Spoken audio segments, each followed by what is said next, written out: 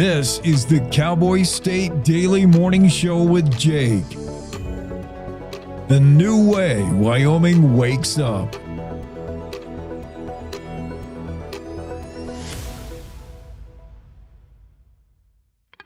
It's time to take a look at what's happening around Wyoming. From the Cowboy State Daily Newsroom, I'm Wendy Core.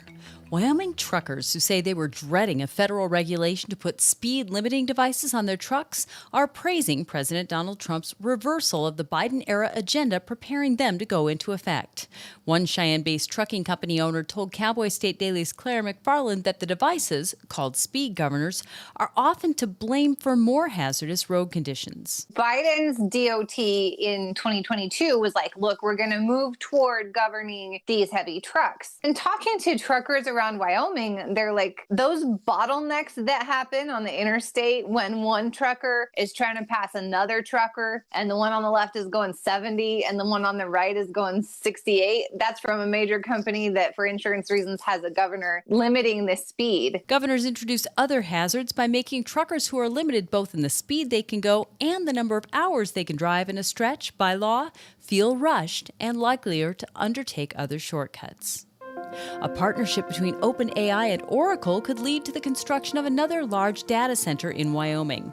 OpenAI, the parent company of ChatGPT, announced Tuesday it plans to rent 4.5 gigawatts of data center power, enough to provide power to 750,000 homes, from Oracle. Cowboy State Daily's Matthew Christian reports that sites in Wyoming, Michigan, Texas, and Wisconsin are among the potential data center sites. Data centers use a tremendous amount of power, and most of them use a tremendous amount of water as well. Luckily, Black Hills Energy, which is the power company for Cheyenne, has power available, and they have some special rates. They're actually a national leader in working with data centers. As far as water goes, Daniel Singh, state representative, said there's a possibility they could bring water from the ocean, desalinate it, and use it for their cooling systems. Cheyenne is also popular with data center developers because of its proximity to I-80 and a parallel fiber optics line.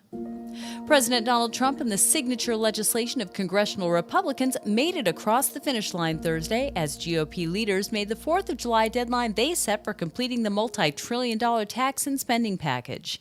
Cowboy State Daily's Greg Johnson reports that Thursday's vote in a raucous House was 218 to 214 in favor of the version the Senate passed 2 days ago, with Vice President J.D. Vance breaking a 50-50 tie. It passed by a higher margin, by more votes on Thursday than it did when it first passed out of the House the first time to go to the Senate. It only passed by one vote then. Then the Senate made a bunch of changes to it, which a lot of people thought, hey, the Senate's made so many changes to it, it's going to cause some problems in the House. They basically said, it's fine, we'll take it. They passed it, and they picked up 4 more votes on it too. So now the focus is, what does it mean for all kinds of things in government, for agencies? There's a lot of things about energy that Wyoming wants to keep an eye on. Due to all the drafting and redrafting, it's not entirely clear how much of the Republican agenda was lost to Democrats' successful parliamentary challenges. But Republicans have sounded upbeat. The centerpiece of their bill, preserving tax cuts, was never threatened, nor were most major spending provisions. I'll be back with more news right after this. Find expert vascular care right here in Wyoming. Wyoming Interventional and Vascular Associates, or WEVA, is a division of Casper Medical Imaging and is home to experienced subspecialized physicians and physician assistants who provide comprehensive services to treat vascular disease. From PAD and AAA to venous disease, WEVA offers tailored solutions to get you back to enjoying the things you love. Schedule a consultation with WEVA today at caspermedicalimaging.net/WEVA or by calling 307-577-1003. Dozens of public fireworks displays are scheduled throughout Wyoming to celebrate Independence Day. And Cowboy State Daily's Andrew Rossi points out that if there isn't a public show in your community, you shouldn't have to go far for a picturesque view of the pyrotechnics. If you got up high enough, you could probably see multiple fireworks displays from multiple places on the evening of July 4th. But most places have either public fireworks displays or they have spots designated where people can set off their own fireworks. I know Worland and and Glen Rock don't have public displays, but they encourage people to bring their own fireworks and set them off at designated areas. But you're not far from fireworks on 4th of July, and that's one of the great patriotic things about Wyoming. Many city and county fire departments remind Wyomingites that most types of fireworks are prohibited within the city limits of most communities and strictly banned on all state and federal lands. And that's today's news. Get your free digital subscription to Wyoming's only statewide newspaper by clicking on the daily newsletter button at cowboystatedaily.com. I'm Wendy Core for Cowboy State Daily. The climate that we're operating under has everyone on the defensive. You see a person and you automatically put them in a box and say, well, this is what this person should be like. All of this ostracizing people, what are we afraid of? We're called to love one another. It can't be, I reject you as a person. This country's been through so much. Its people has been through so much. Why can't we fix this? Do we have issues we have to deal with? Yes, we do. But we're not going to be able to deal with them if we're fighting and yelling at each other and not listening.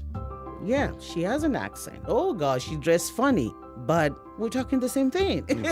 We're all concerned about our children, concerned about the world we live in. A lot of people wouldn't even think we should be here talking to each other, but I'm sorry, I disagree.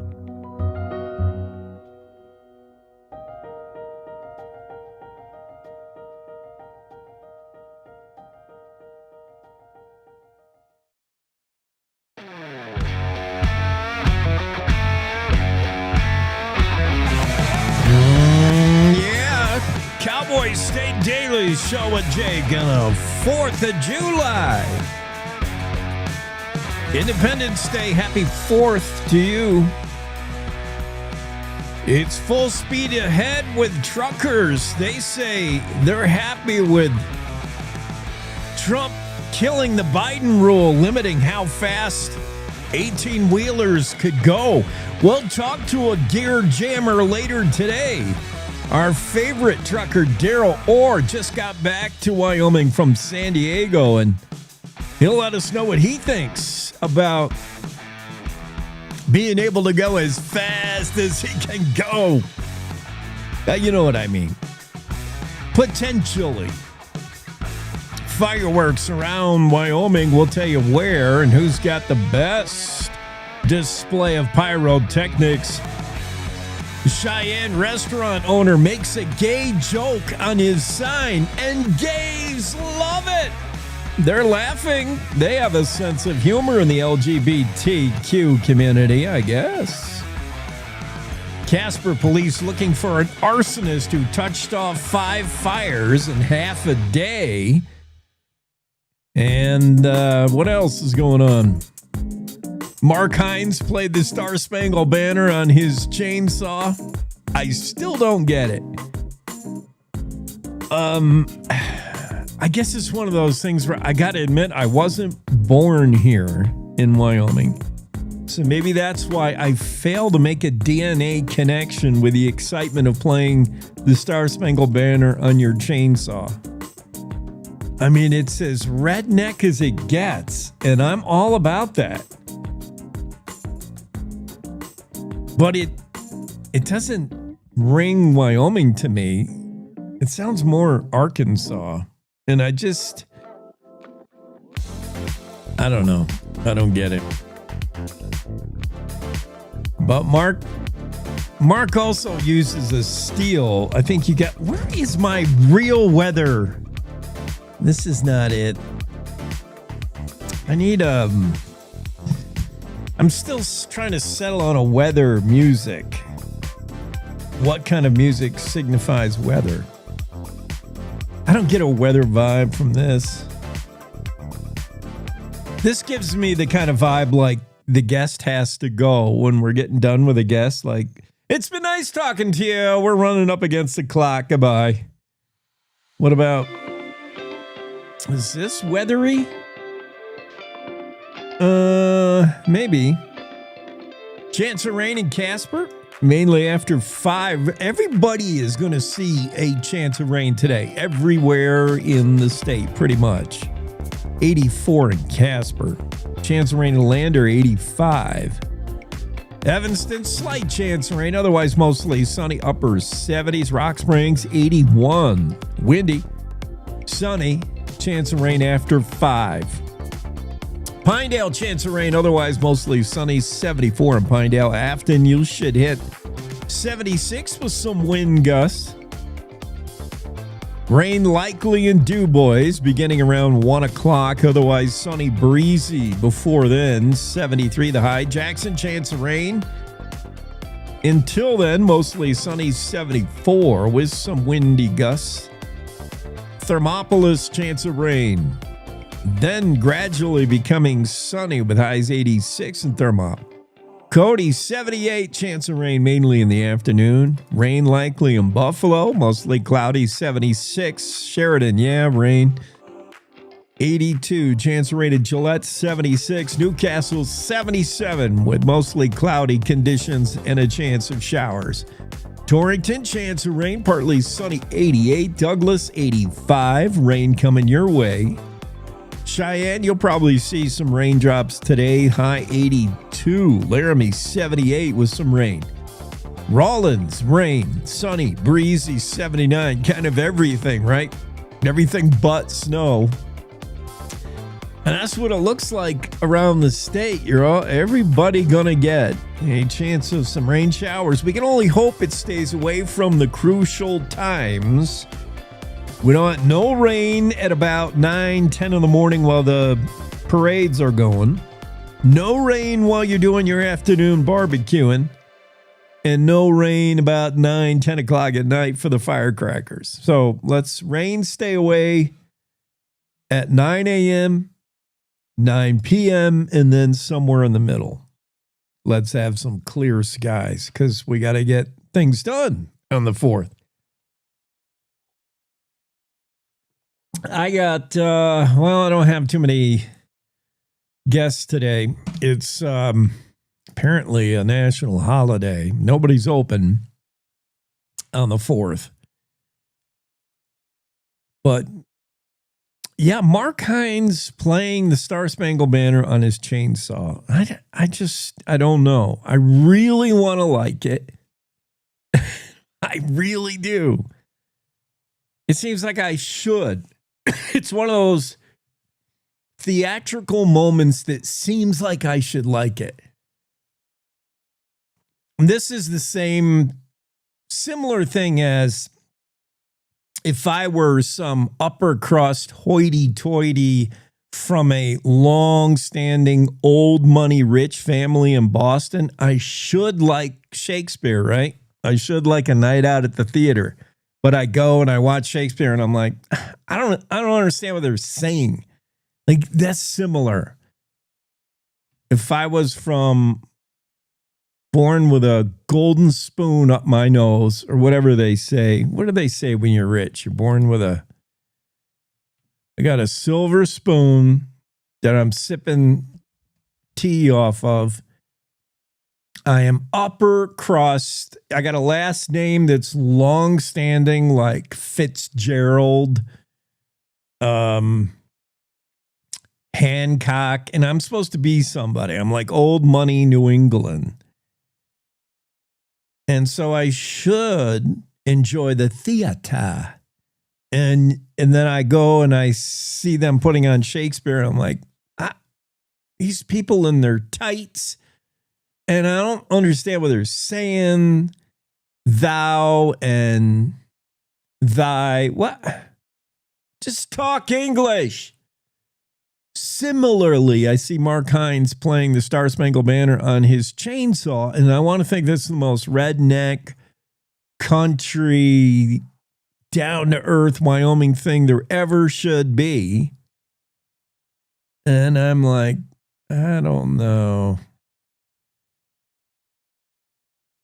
I don't know.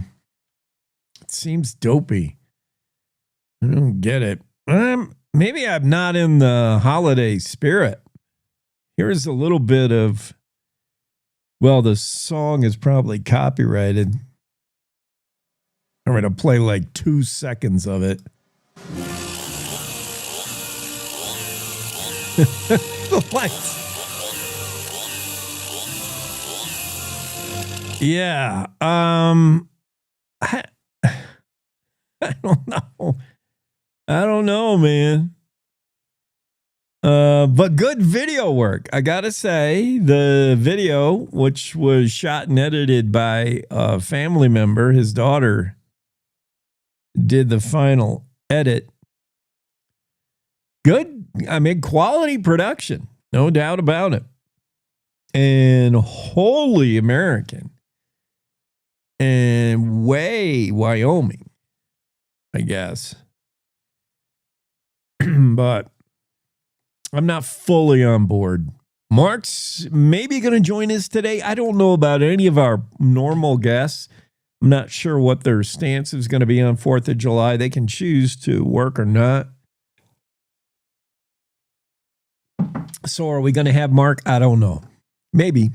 And if he's on, yeah, maybe I'll have to come clean and say, I don't know, Mark. I'm not sure. I know it's tradition. I know it's super rednecky, but I'd rather go see Shakespeare. You know what I mean. Casper police looking for an arsonist. Some kid on a scooter is running around setting fires. I thought they were busy stabbing each other in Casper, but they found something new to do. Parenting in Casper is not quite at the level it should be. Overall, that's all I can say. A lot of people, although I see a lot of people that are getting in trouble with crimes in Casper, they're not from Casper. They weren't born in Wyoming. They're recent transplants from states where they like to do a lot of crimes. And that's my biggest fear is newbies. And I do have I got to oil my microphone boom stand here. It squeaks every time I move it. I do have a map done by, I assume, some, professionals. And the map shows states where people were born in that state. In other words, it should show us how transient we are by state. And Wyoming is super high transient. Like, very few people were born in Wyoming who live in Wyoming. I think only Nevada had more such case. But Wyoming was pretty high, if not for primarily Fremont County. The map is not terribly technically accurate. Like, I can't see exactly what county they are. I'll share the map with our folks that are enjoying us on Facebook and X and on the website. Those of you on radio, I'll just describe the area where most of us were born and stayed. If you picked a town, you said, how many people were born in Wyoming? The most people would raise their hands in pretty much Fremont County is what I see on the map. If you look at the map of the U.S., Nevada, dark red signifies on the map, dark red signifies people that were born there and stayed there. Or people, if you poll them, where were you born? And they're standing in New York. They were born in New York. Real high rate. Michigan, I guess, they stick around for generations. They don't go anywhere. Texans, for the most part, unless they're fleeing the heat and going to Colorado. That's the biggest complaint. Colorado says, we're full of Texans trying to get out of the summer heat. Californians stick around for the most part till taxes drive them out.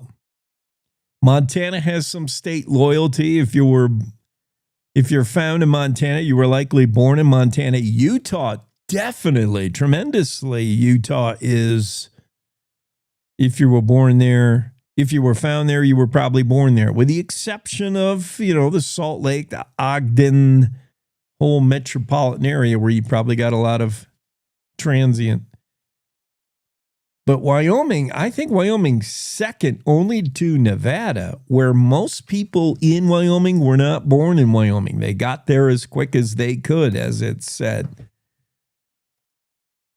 And the most loyal region of the state, the most loyal area, according to the map, is kind of Fremont County, is kind of east of the Wind Rivers, yet west of the Bighorn. So Bighorn Basin, a lot of the Bighorn Basin, Meeteetse, DuBois, Crowheart, with the exception of that famous actor who came from Crowheart, Matthew Fox. He obviously is gone to Hollywood. Cody, Powell, Thermopolis, Shoshone, Lander, Riverton, Kinnear. Right in there, it seems the map was signifying most people, if you find people in those towns, they grew up there, were born there, grew up there, and their kids are going to stay there, et cetera, et cetera. They're Wyomingites through and through. As I get off topic on the Casper police looking for arsonist who touched off 5 fires in 12 hours. It's my speculation that they'll probably find this kid is not a Wyomingite. He's probably from Florida, some Florida gangbanger. All the kids that were stabbing each other weren't born, or at least their parents weren't born in Wyoming. I'm pretty sure one of them was a Florida gangbanger. It's hard for me to believe if you're born in Wyoming and your parents were born in Wyoming that you grow up wanting to stab people and set fires. That's just not what we do.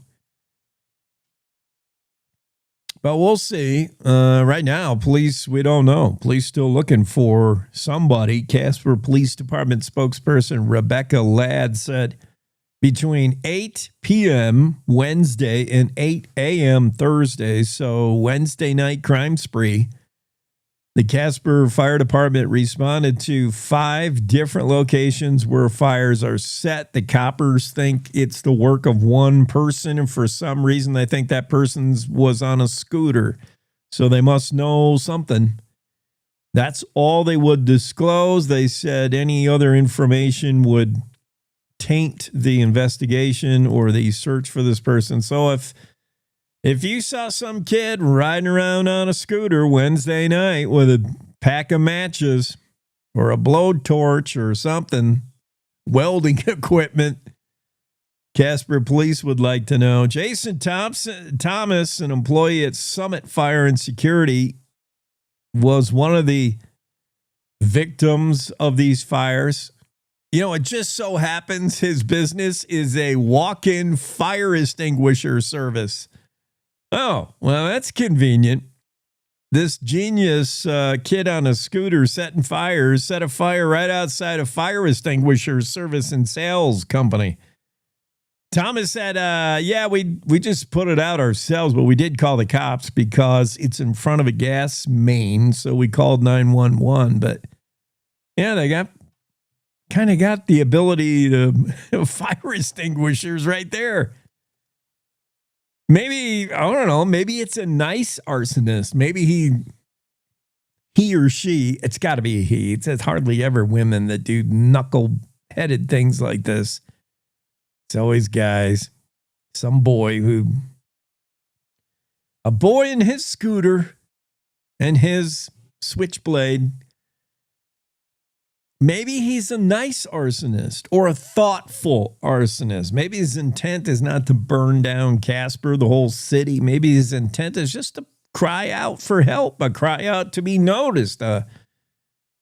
Mom and dad are never home and no one gets me, so I'm going to set fires. But I'm going to set fires where they could easily be put out in front of the fire extinguisher company. Okay, other fires are at the 900 block of South Chestnut Street. That one found at about 8:10 East Yellowstone Highway on the 1600 block, 2:15 in the morning, fire set there. Just about 3 in the morning, North Kimball Street went ablaze. And at a little past 3 a.m., East 8H Street with North Lincoln, a fire was set. Surveillance video, other relevant media. If you have some, if you're one of the businesses where a fire was set or some kind of build, if you've got outdoor surveillance camera, Casper Cops would love to see it. Send it to rladd, L-A-D-D, rladd at casperwi.gov. Surveillance video of the kid on scooter. He needs to be taught a lesson. Yes, I said he needs to be taught a lesson. And I am really interested to learn if it's a Wyoming kid. I'm thinking it's a recent transplant. In Wyoming, we don't set fires to stuff and we don't stab each other. Wyoming is a big state. There's so much ground to cover, so many stories to tell. But the Cowboy State Daily News team is up to the challenge. I'm Wendy Core, host of Cowboy State Daily Video News. Whether it's politics in Cheyenne, energy issues in the Powder River Basin, or grizzlies in Yellowstone, our talented crew of experienced journalists are out there finding and telling the stories that matter. What's the best restaurant in DuBois? Renee Jean checks it out. What's the most recent Supreme Court decision mean to our everyday lives? Claire McFarland explains. How is the upcoming elk hunting season shaping up? Mark Hines lets us know. Every day, I talk to the reporters who are covering the topics, issues, and people that are important to Wyomingites, and in our daily newscast, I bring you those stories. Tune into the Cowboy State Daily Video Newscast every morning, only on CowboyStateDaily.com. This is the Cowboy State Daily Radio Network.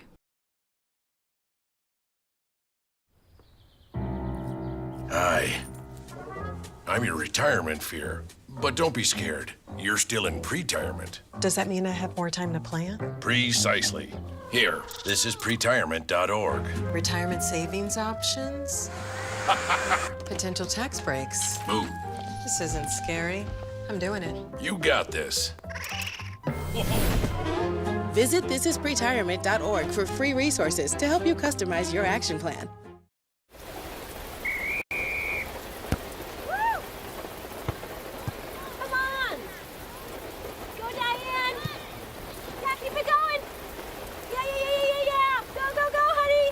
If you love them enough to drive an hour to cheer them on as they get beat 11-0 in the rain, then surely you'll check nhtsa.gov/the right seat to make sure they're correctly buckled in the back seat. Throw that ball, Diane. Woo! You got this. So as a technical sergeant, E6. I served in Vietnam in 1969. I am a U.S. Army veteran. Have you ever helped a fellow veteran? Of course. Yes. Try to always be there for each other. I do my best reaching out to my brothers and sisters in arms. Have you ever asked for help yourself? It's always tough, right? I can't say that I have. I mean, If you don't have someone to kind of help you guide those thoughts, it can be really bad. eventually, you just can't deal with it on your own. I guess it's a part of the military too, right? Service before self. It was drilled in, service before self. And you start to question, maybe people would be better off without me, When you realize that you're not alone, once you take that first step, there's so much support.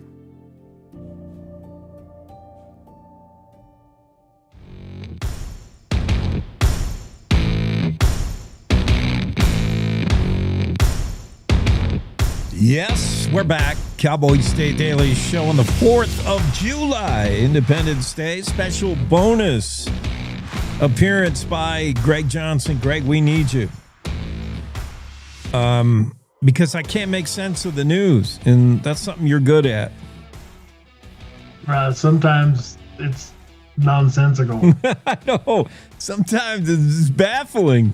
I tell you, man. The arsonist being described as a dude on a scooter. Dude on a scooter. That got me. Yeah. Thinking years ago in southern Colorado, had a story about a local bank got robbed. Daylight, in the middle of broad daylight, bank was robbed, and we're getting the details on it. It turns out that the dude got away on a yellow bicycle. Mm. Yeah, he robbed the bank and then got on his yellow bicycle and got away. Never caught him.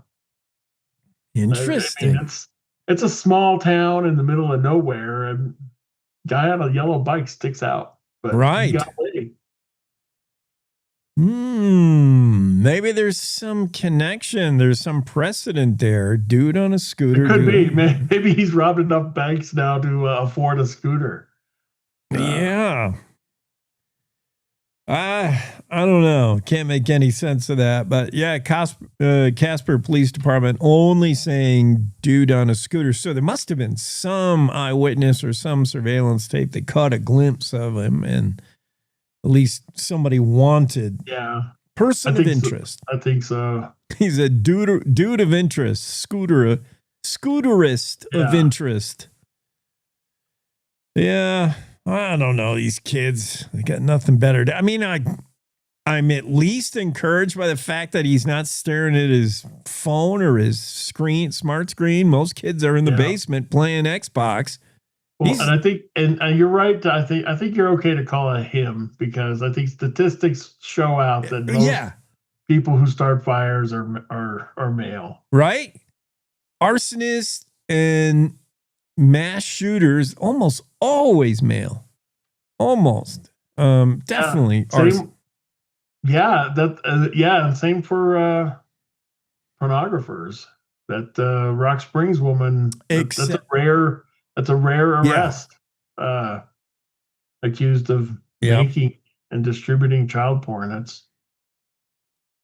I was going to go there next. That is pretty rare. That bucks the trend, and maybe it's the reason the judge is kind of hard on her. Green River judge. Well, maybe not hard in my opinion, but she can get out of jail. She pays, what is it, $224,000? Yeah, bail's no $300,000. Yeah, she had gone to ask for or $240. Yeah, asked to be let out, and he's like, no, not going to help that. Yeah, the story's from Claire McFarland, and we're talking about J.C. Cherney, 29-year-old of Rock Springs, charged with one count making child pornography, another of sending child porn, a third of possessing child porn. Rare that women are involved in this kind of thing. Yeah, and exposing a child to meth. Allegedly, yeah, another bad hit. And just on that alone, the judge could be hard on her because she served a certain amount of time where she's now eligible to at least get out and enter a drug program, a drug treatment, because she's also got allegedly a problem with meth. Maybe not so allegedly. She was caught trying to smuggle meth in her butt into the jail. So the judge is like a body orifice anyway. Well, I'm choosing butt. Could be worse. Or could it? Yeah, so the judge is like, look, I don't know. I don't know if he, make an example of it, but he wasn't having any of it. Her attorney's like, can we lower the bond? The bail? He said no. Can we let her go into the drug? I think they'd ask for OR bond, recognizance. Yeah. He said, no, I can't do that. Yeah, he said, I can't. And he said, what about the drug? He's like, I think I've addressed that. Nope, I can't modify your bond. I really cannot, the judge said. And he was thinking about, even though this is not, it hasn't gone to trial or anything. There's no conviction here, but he was cognizant of the fact that she tried to sneak in meth into incarceration. Like, she's obviously not learning too fast. Yeah. I don't know. Yeah, that's weird. And that's kind of anti the trend. Let's give JC her 15 seconds of fame. JC, come on, clean it up, fix it up. You still got time. You're still young. Lots of fires everywhere, Greg. Yeah, well, Man. it's pretty common this time of year. When the thunderstorms roll by, they roll through a lot of lightning, and it just sparks a bunch. Yeah. Like I was telling you yesterday with the Bridger Teton National Forest, so they got the one tree fire, gets struck.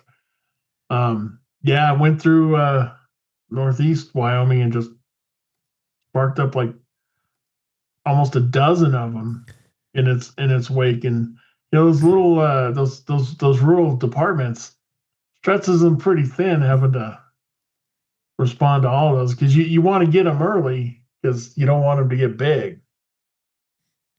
Then that could be a huge problem. And then, the next day comes and another thunderstorm. Yep. And these places often are so remote in such small communities. They don't have a lot, they might have 2 fire trucks. And if they got one chasing out the fires that the dude on the scooter is setting, they got another one trying to deal with, that's it. They're tapped out. Maybe we should follow the path. Maybe it was the guy on the scooter. I don't know. Got to figure out where he's been. Take that scooter away from him and his book of matches. Yeah. Yes. Scooter's got some range on it. Between an arsonist and lightning, which is in the forecast again today, and fireworks for 4th of July, firefighters got to be really nervous as a long-tailed cat in a room full of rockers, as they say. Hey, so speaking of being nervous, you going to be nervous on the highways with trucks no longer speed limited? No. I did reach out to Daryl Orr, and he's going to jump on today. He just got back from San Diego, our favorite trucker. I'm not worried about it. I think it's too much government regulation. The Biden proposal to put governors in these is treating the truckers like little kids, like kindergartners. They're not the worst problem on the roads. I know they're often involved in, when they get in a wreck, there's fatalities because these are giant trucks. And I know we have issues with foreign, non-English speaking drivers who maybe their skills aren't up to par. But for the most part, these are professional drivers. They do this for a living. I'm going to trust them with going 70 miles an hour or 65 or making that decision. They're pro. That's up to them. That's like telling the CPA don't use a number 2 pencil. Biden says you can't use a number 2 pencil anymore, CPAs. You got to use a number 1. It's more easily erasable in case you make a mistake. It's just too heavy-handed government. I don't know. I don't know that this one is a good idea. Really? You got a fully loaded truck, and there's a certain speed where you top out on where it's safe to go with it. And I think without those governors on the trucks, a lot of these truckers will be taking these heavy loads at 80 or 82 or something like that, and kind of push how safe that is to make up the time and stuff. So I understand the government thing, but it's different driving a fully loaded semi, with how many tons of stuff behind it that is more difficult to stop. So I don't know, but I do know that yes, I do hate the thing where they try to pass the other guy and it takes you 5 hours because they're going so slow, and that's the reason they can't pass the other truck faster is because of that that speed thing on their truck. I understand that big time. The one guy trying to make the pass is hammered down, but he's governed by his company or by insurance or by federal law to have a max speed. Yeah. And then the guy he's trying to pass won't slow down because you lose that momentum, Right. He can't afford to get off the gas. Yeah, I know.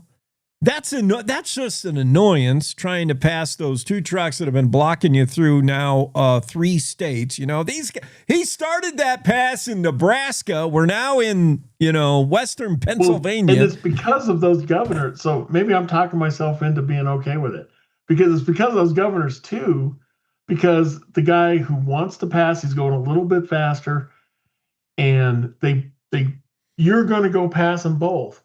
And then the guy cuts you off, comes right out in front of you, to pass, and then you have to put on your brakes because he's going so slow.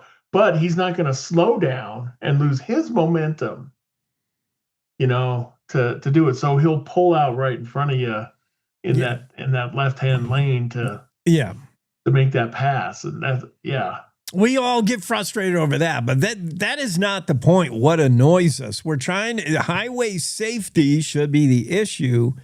And again, I say truckers, I understand they should have more of a responsibility because they're carrying a bigger load. They need more stopping time. When they hit something, it's not just a dent, it's a death. I get it, but that's why they are held to a higher standard. They have to get a CDL. They have to do things to get their license. You and I don't. And in this story, they point out maybe they say 4-wheelers are the idiots, and I don't disagree. We're the worst drivers, not the truckers. I've seen regular old drivers, and they're terrible. And just because they're not, sure you're terrible. Everybody else says I'm perfect. I'm the perfect driver.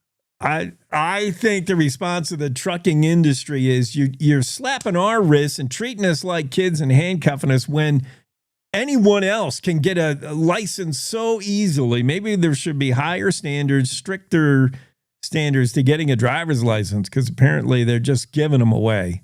I wonder, though, is even if this isn't a regulation anymore, if they're still going to have to do it because these companies, their insurance companies, either won't cover them without them on there, or will raise the rates so much without them on there that it's not going to really matter. Good point. If it's on there, and it's interesting that the truckers, the people driving, hate them. They don't want them. But the agencies that represent truckers, the trucking associations and stuff, a lot of them support having them.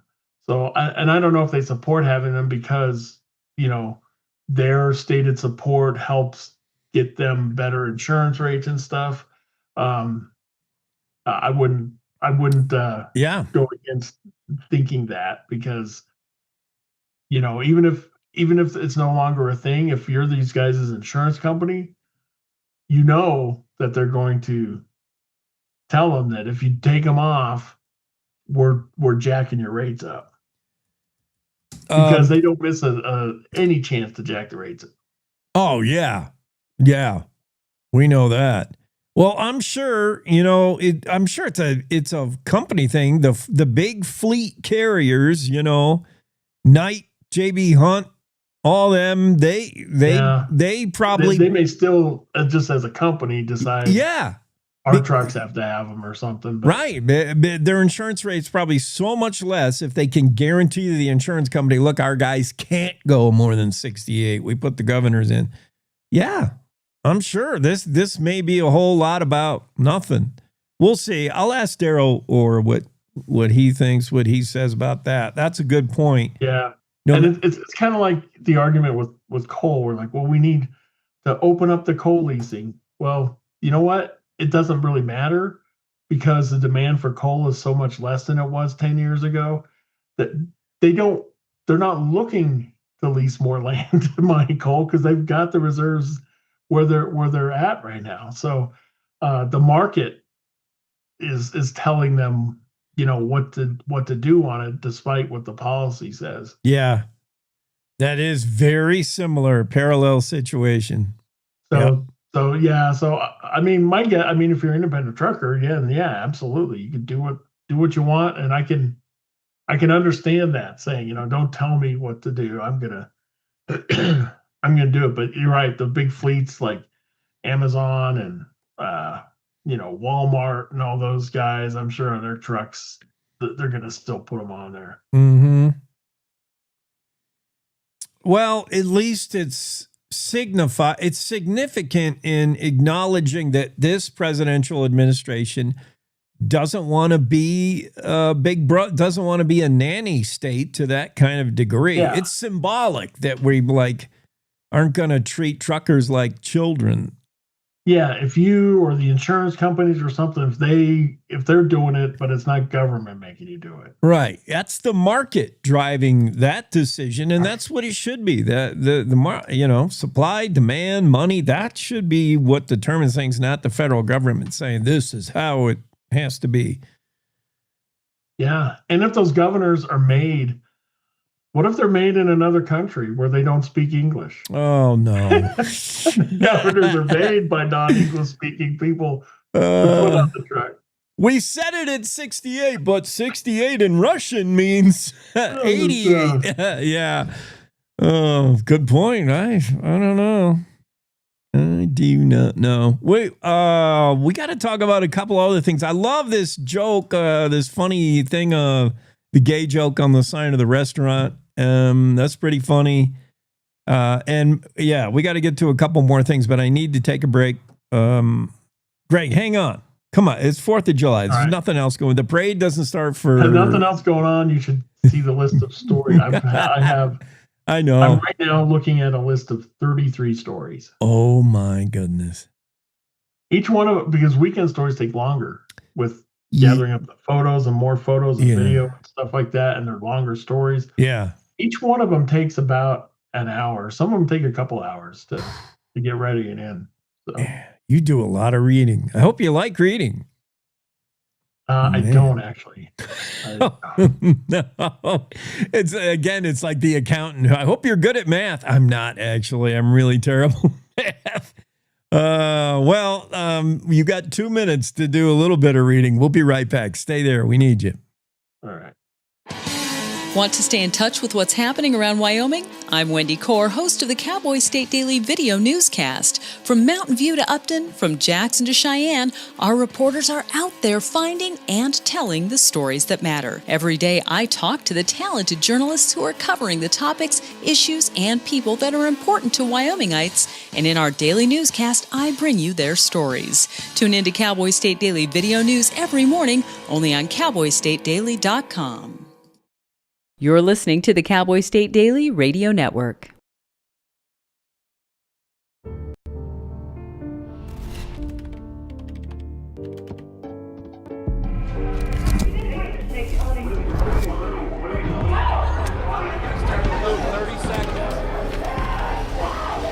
I'm an ex-drug dealer, and I'll be your sub today. Can you see anything different as a pill? No. You don't know? Fentanyl is being mixed into everything now. There's only one thing that will save somebody's life. That is naloxone nasal spray. Fentanyl, it's cheap, it's potent, and it's profitable. Why would drug dealers put a lethal dose of fentanyl in drugs if they know it's so harmful? Really just all about the money. I just didn't realize that one pill could change your whole life. More kids should know.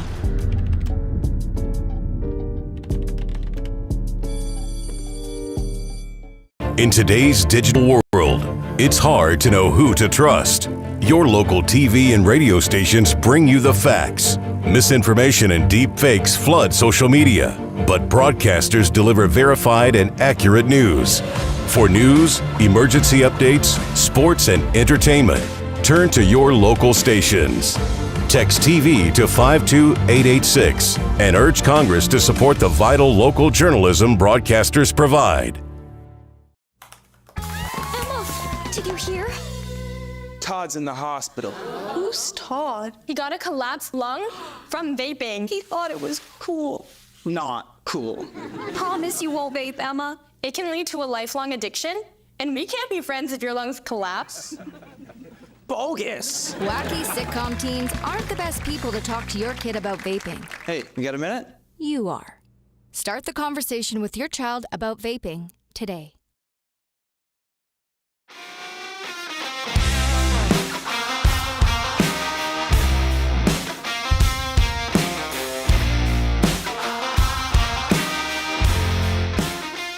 We're back, Cowboy State Daily Show, and Greg Johnson is with us on a bonus coverage Friday. Must be because it's 4th of July. Greg's feeling patriotic. Sure. You know what I was doing last 4th of July? What were you doing? I drove to Rock Springs to do their 4th of July, cover their 4th of July in the parade. The Budweiser Clydesdales were in the parade. Ooh. So I drove from Cheyenne, drove 4.5 hours out there.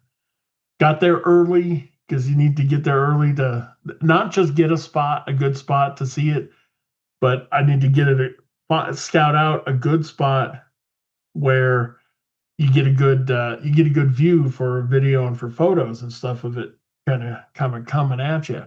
Yeah. So I scout out the spot, get my chair there, and I sit there. I get there hours early because it fills up.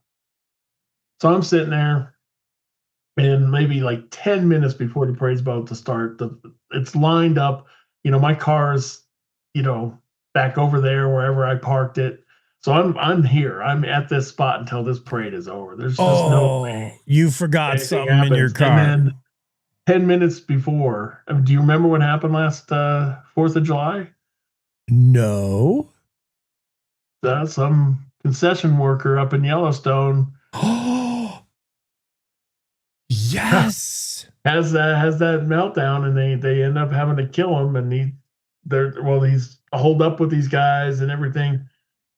And so I get a call. I'm like, this is breaking news, and I'm just stuck here. And so I'm on my phone and trying to do what I can. And Jimmy is back there coordinating, and Claire is getting on the phone, and they did a great job. And they just, from all angles covering stuff, I'm looking up, okay, who can we contact? But Claire and Jimmy did most of the thing on it. It was very frustrating sitting there knowing, man, there's this breaking news going on, and I'm here, but we got a great team, so it doesn't rely on just when something like that is happening, you want to be right in it. It's like a first responder frustrated that he can't be at the Twin Towers when 9/11 was happening. You're like, you want to be there and you want to help. That's what you do. And you're like, this is the story of the day. And I'm sitting here waiting for a parade to come by. I'm like, I get it. But yeah, we got a great team. We got enough people to cover it. I forgot about that. That happened on 4th of July. Yeah, that was the 4th of July. Yeah. Wow. Yeah. I remember that. So with the Rock Springs parade, was it pretty good? Did it rank up there? Yeah, it was a decent parade. Yeah. With the Budweisers, the Clydesdales. Yeah. The horses were great. I didn't even see the horses poop. So I don't know if they raised the Budweiser Clydesdales to not do it during a parade or something. They're trained to hold it. I'm sure they did, but I didn't see it. Yeah, they're trained to hold their impulses, their urges. The guy who trains them outside of Du Bois, the Australian dude and his wife, he's really good at it. We should do a feature on them. They're really media shy, but fascinating what goes into it. Most of these parades, you go to any community and they say, enter our parade for 4th of July or Memorial Day or whatever the parade is. If you got horses, they require that you got someone kind of following them to pick up after them. Oh, brother. How far we've come as a society. A little bit of horse manure in the street. Everybody's all worried.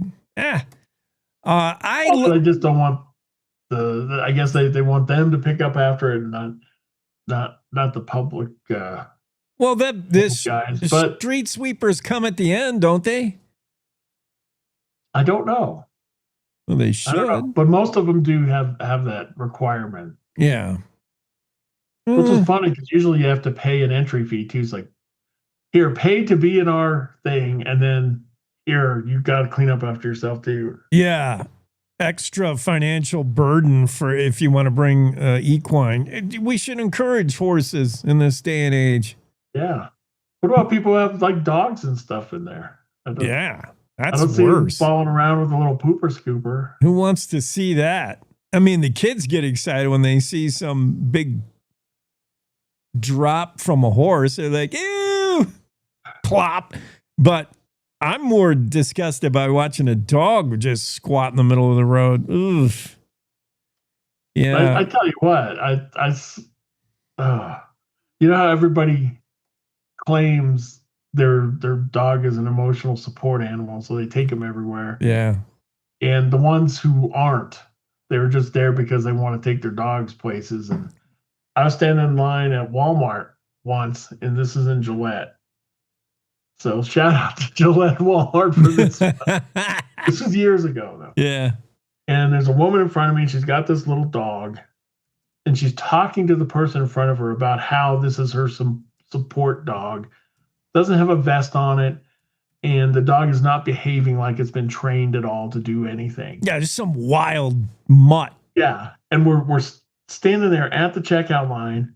All of a sudden, the dog squats down and takes a crap right in the middle of the floor there. I'm like, I mean, gee, we're buying food here, you know? Because right. It's like and because she was in front of me, so it's like for me and everybody behind me, we're all like going over to the to the next to the next counter over there. But yeah, that wasn't fun. The whole how's that for a great story right there? Yeah, that was a crappy story. Crappy story. Sorry, our discussion on 4th of July has digressed to whose parade poop is more objectionable. You never know where the discussion is going. Yeah, who has the best fireworks in Wyoming? What town? I don't mean like what fireworks stand. Yeah. I don't know. Andrew Rossi's got a story where he sort of reviewed, or he told you where they're going to be, but he didn't rank them. I don't know. I don't know that he's been to all of them. I haven't seen enough of them. I don't know. Yeah, I've seen some pretty good ones. I tell you what, the best fireworks I've ever seen in my life it hasn't been the 4th of July. It's like every 5 years when the Pyrotechnic Guild has their convention in Gillette. Oh, yeah. And they spend a whole week. The best fireworks companies, people, professionals in the world get together and like teach each other how to do it better. And they put on these shows to like demonstrate stuff. And so they're trying to impress each other. And they put on these shows that are just incredible. I mean, just amazing, and every night. And so you can go out there and sit out there, and it's packed every night. And you just watch these shows that are just amazing. And it's like, well, you know, I'll test this one. And they had one where it had like some huge shell, and it went off, and the boom was so much it like broke some windows in some nearby houses and stuff. I mean, but really, really great stuff. And not just like up in the air, they'll do stuff from the ground. And it's just awesome stuff. So if you see Pyrotechnic Guild is back in Gillette, you should definitely check it out, get some tickets and go. Watch for the headline: Gillette residents benefit from fireworks manufacturers trying to outdo each other. That's fun. Do you think they still do that? Are they going to be back?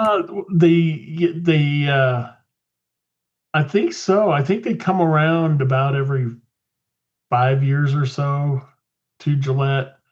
I don't know that they do it every single year, but yeah, it's kind of like the national high school finals rodeo.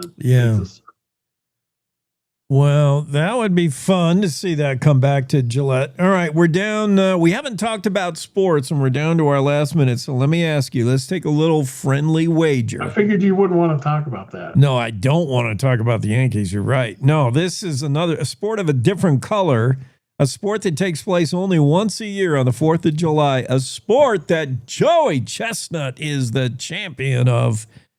How many hot dogs do you think? How old is he getting? I don't know, dude. His stomach, you know how he's going to die. His stomach will just burst during one of these Coney Island hot dog eating contests. Joey was banned last year because he signed some kind of marketing deal with another rival hot dog. So he's welcome back this year. He'll be competing in Nathan's hot dog, Coney Island, whatever it is. Joey Chestnut, how many hot dogs do you think he'll eat? Or do you think he'll break the record? I don't think he'll break the record just because I think he's getting a little older now. And as you get older, you don't perform quite as well. I think he'll win it, though. I think you're right. I think he'll win, but he will not be able to surpass what he's done in the past because... Yeah, his record is 76 hot dogs in 10 minutes. I don't think he'll do that. You don't either? I don't think either. Okay. He has 50 world eating records of different foods. Yeah, well, he's an eater. Like he ate 15.75 pounds of bologna slices in 8 minutes. Golly. All right, we got to jump. Thanks, Greg, for coming on. It's time for news. See you later. It's time to take a look at what's happening around Wyoming. From the Cowboy State Daily Newsroom, I'm Wendy Core. Neighbors of a proposed cell phone tower site in the Ranchettes area north of Cheyenne are accusing Laramie County commissioners of choosing special interests over people. That's after the commission approved plans to build a 150-foot cell tower there. Cowboy State Daily's Renee Jean reports the approval came after several strenuous objections from neighbors who raised health and safety issues, citing recent statements by U.S. Health and Human Services Secretary Robert F. Kennedy Jr. Some of the residents there are concerned about cell phone towers. Are there health effects from that? RFK Jr. has said that there are. When I looked at the studies out there on this, really it's inconclusive. The American Cancer Society, for example, has taken no position either way on whether cell phone towers cause cancer. Kennedy has suggested that cell phones can produce electromagnetic radiation that can do neurologic damage to children who are around them all day, as well as cause cellular damage or even cancer. His critics, meanwhile, have pointed out that so far there's been no widespread increase in the rate of brain tumors despite the widespread use of cell phones. When a Cheyenne restaurant owner posted a PG-rated gay joke on his roadside sign, Wyoming's top LGBTQ advocacy group decided to run with the joke. The drive-through letterboard sign at SP's restaurant reads, "What does the gay cowboy say to his horse?" Then a gap precedes the punchline of, "Hey."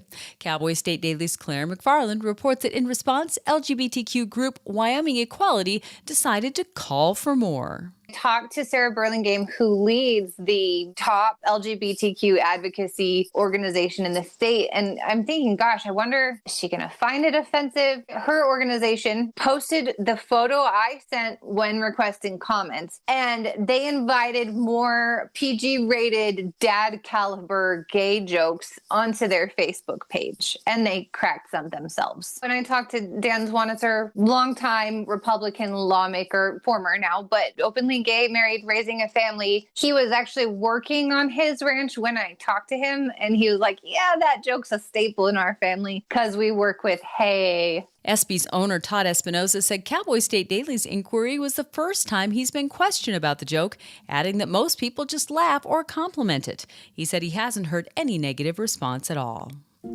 The Casper Police Department believes there may be an arsonist in the city after a series of fires were touched off over a 12-hour period Wednesday evening and early Thursday morning. Cowboy State Daily's Dale Killingbeck reports that between 8 p.m. Wednesday and 8 a.m. Thursday, the Casper Fire Department and other first responders were called to 5 locations with fires. I found one place in an alley behind a fire extinguisher business, and I was told by one of the employees that when he came to work, the grass was smoking all around a gas meter. So instead of pulling out their fire extinguishers because they fill them every day, they called the fire department and 911. Then the fire department showed up and the detectives showed up and took photos, and they said that they were told that the fire department and the police were investigating a series of suspected arsons across the city. No injuries have been reported as a result of the fires, but one incident did result in significant property damage. The department is asking anyone with surveillance video of the fire locations to contact them. I'll be back with more news right after this. Find expert vascular care right here in Wyoming. Wyoming Interventional and Vascular Associates, or WIVA, is a division of Casper Medical Imaging and is home to experienced subspecialized physicians and physician assistants who provide comprehensive services to treat vascular disease. From PAD and AAA to venous disease, WIVA offers tailored solutions to get you back to enjoying the things you love. Schedule a consultation with WIVA today at caspermedicalimaging.net/WIVA or by calling 307-577-1003. Well, in what's become an Independence Day tradition, Cowboy State Daily Outdoors writer Mark Hines, for the 4th year in a row, decided to break out his chainsaw for what could be the most patriotic version of the Star-Spangled Banner ever played on a power tool. I have a close friend, actually soon-to-be family member, Veronica, who also happens to be a experienced professional videographer. And so instead of just shooting it on a cheesy cell phone, we went outside of Riverton here and we shot it professionally. I love the results.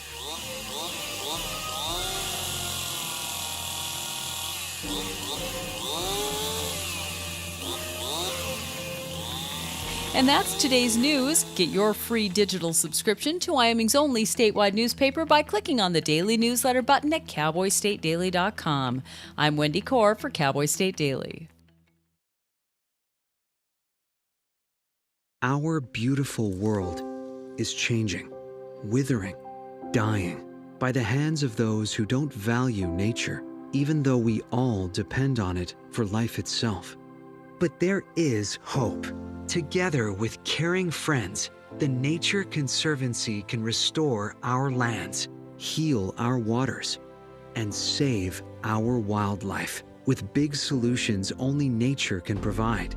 But every day we lose more of the places we love, and we urgently need to save endangered lands, waters, and wild species.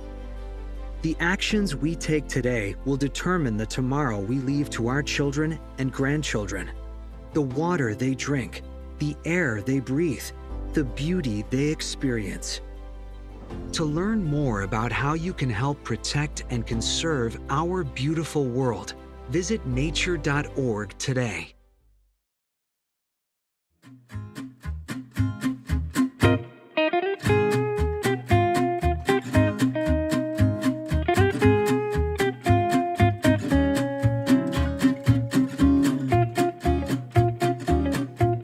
Cowboy State Daily Show with Jake on a Friday. Finally Friday. It's 4th of July. You know that. You're getting ready for the parade. Wake up. Get ready for that parade. You better get your spot on the curb right now.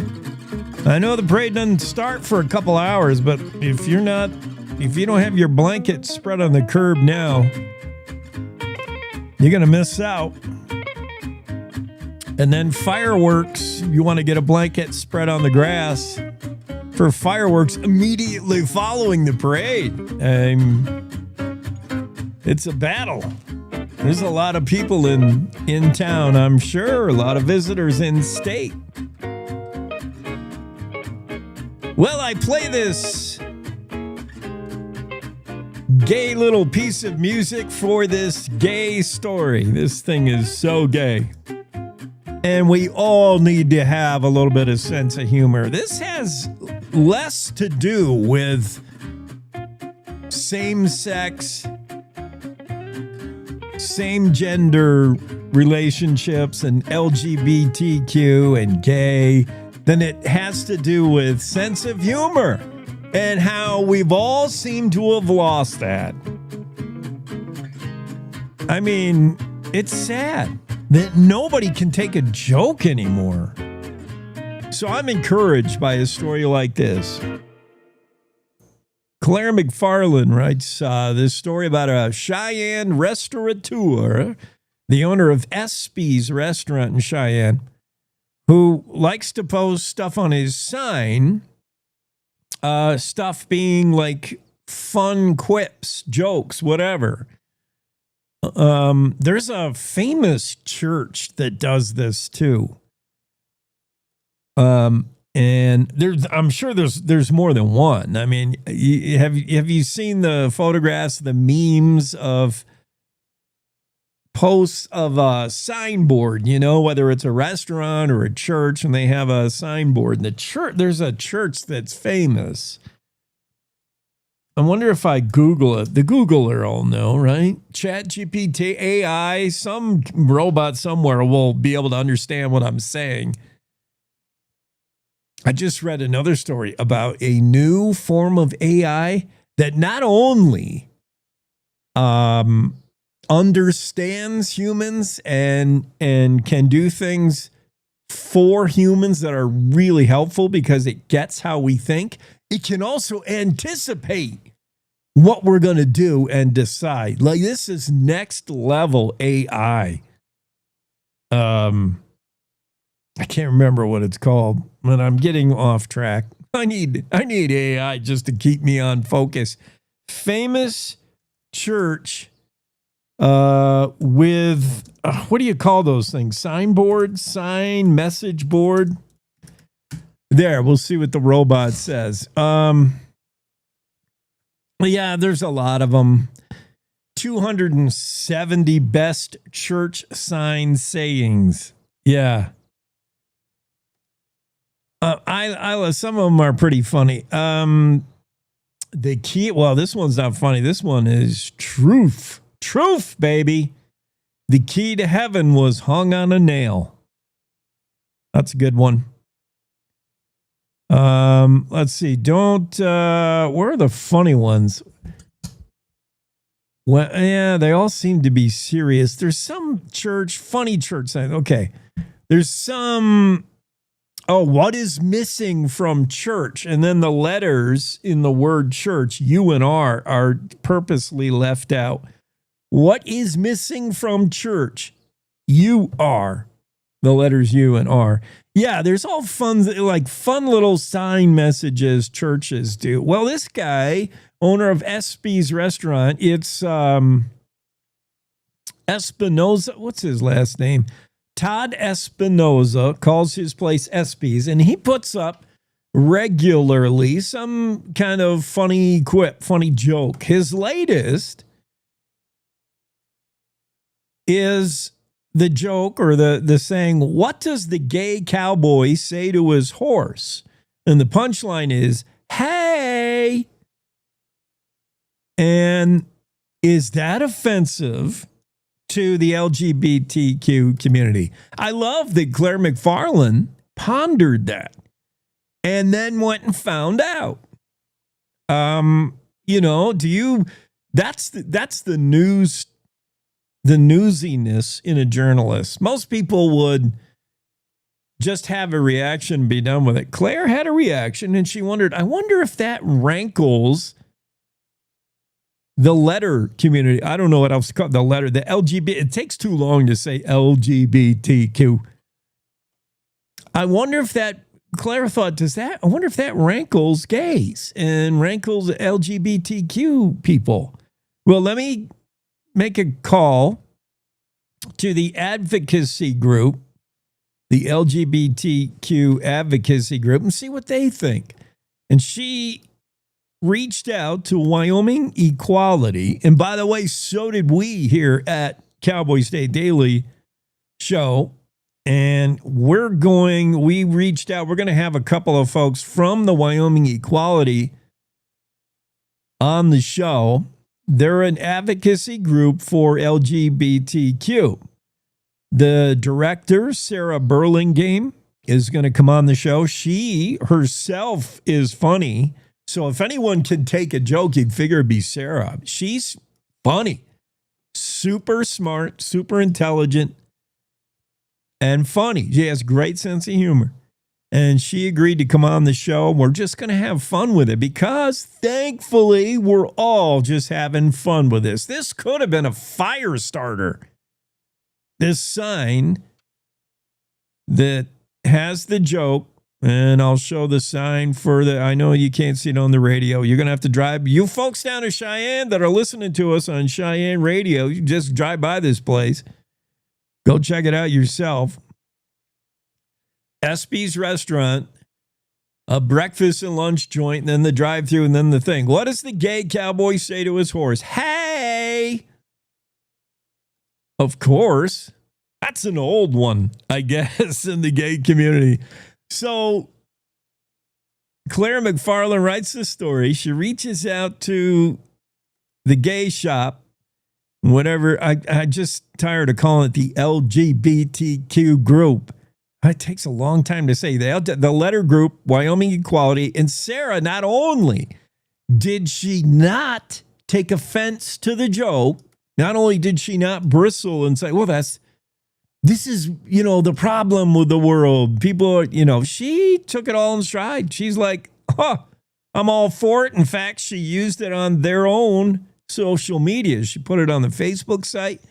And she said, anybody else got some funny, cheesy, campy, roll your eyes, but still laugh kind of jokes, dad jokes? Drop them in comments. We're ready. Sarah had fun with it. She thought it was funny. So did former longtime legislator Dan Swanitzer. He's openly gay. He's working on his yak farm. Talk about non-stereotypical gay, if you find a gay in San Francisco, a gay man in San Francisco, maybe you could stereotype what kind of line of work he's in. But, in Wyoming, all bets are off. Who knows? Dan Swanitzer, a former lawmaker, Republican legislator, openly gay, and was working on his yak farm when Claire McFarland called him. And she told him about the sign of the joke, and he said, yeah, we love that joke, actually. We being he and presumably his husband or his partner. He said, we love that joke. We tell that one all the time. Yeah. And I think you offered, even another one. But see, the sense of humor from people who are perceived to be the target of the joke. This is the point, because I'll tell you where the joke where it went wrong a little bit for Espinosa. He tried a different joke. He said he's always had, he changes the sign all the time. And he said, for the most part, the jokes are PG, clean, and he never gets a lot of flack over them. People, for the most part, must have a good chuckle, and that's it. He said he's only been contacted a few times. Once, when he put up a little joke saying, what do you do in a taco emergency? You dial 911. 911, get it? And he said he did hear from at least 2 critics, one on Facebook and one on the phone. He said a man who called the joke racist on Facebook did not appear Hispanic to me, Espinosa recalled. The woman who called, he couldn't tell, but I'll bet not. And this is my point about stuff like this when we're supposedly so offended. I'm so offended by this joke. It's not the target group that's usually offended. It's someone who is so woke, they're going to take up the cause. They're going to be offended on your behalf. They're your surrogate offended. I'm not gay. I'm not a member of LGBTQ, but I am so in tune with them. I'm so woke and in touch with them that I'll be offended for them. And that's the problem. That's why we can't have a sense of humor, because the cancel culture, you might not be, you probably are not Latino, but you're so offended by the sign that says 911. Meanwhile, Espinosa put up, he said, I heard the joke from a Mexican. So, sorry. He heard it from a Hispanic. Usually the brunt of a joke is not the ones offended. They know how to, they get it. They've heard them all before, and they have a sense of humor. It's usually some high and mighty enlightened woke person that says, oh, that's not, you can't do that on the sign. I'm offended. That happens a lot. Anyway, I'm glad this sign went over well with the LGBTQ community. because it shows me that maybe we're making strides towards everybody having a sense of humor. Sarah Burlingame will be on the show next week, and we'll talk to her about this. She said one of her favorite gay jokes that she was asking people, like, what's your, favorite joke? And she said one of her favorite is, why did the non-binary prospector buy land in California? Punchline, because there's gold in them there hills. And you have to see the spelling. Them there is THEM. What do you call not a hyphen, the backslash there, THEIR, like everybody, pretty much how everyone signs off on their emails. How do you qualify yourself? I'm a she, it, them, there, he. Because there's gold in them there hills. How does the yeah, that's good stuff, man.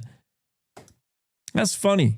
And we all seem to have lost our sense of humor.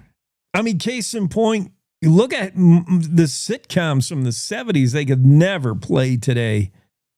I mean, I like All in the Family because I am from New York. I've known lots of people like Archie Bunker. And, I don't get offended. I laugh. I mean, but All in the Family could never play today because we've all lost a sense of humor. That's what we're talking about, Don Day. Nobody's got a sense of humor anymore. No, you're right. You're right. All in the Family, Blazing Saddles. Yeah. Never will be seen again. Oh, my goodness. When I do see a rerun of Blazing Saddles, they got to bleep the whole movie. They can't say the N-word, that's for sure. The whole thing is bleeped. Like, I don't even know what they're saying anymore. Meanwhile, any rap song plays on the radio now, and they leave everything in. You're like, what? Well, yeah, because that's art. That's art. Yeah. It's hard to make humor. We fail at it every morning, or I do. Don, he does his job. Don, I try not to bring sensational headlines to you more than once a week. You've given me a max cap on that. You only have so much tolerance. But I am kind of worried about this interstellar object hurtling through our solar system. It's supposed to arrive on Earth on December 17th. What the heck is this thing? To arrive on Earth? Well, it's going to fly by. Oh, okay. Notice, thankfully, the scientists say it's on schedule to fly by the Earth on December 17th, not land on the Earth on December 17th. Yeah, that would be a bad thing. Right. Just do the flyby. That's good. Hello. We're a very unsophisticated society here. Goodbye. No threat to you. Yeah, this interstellar object, I'm a little worried.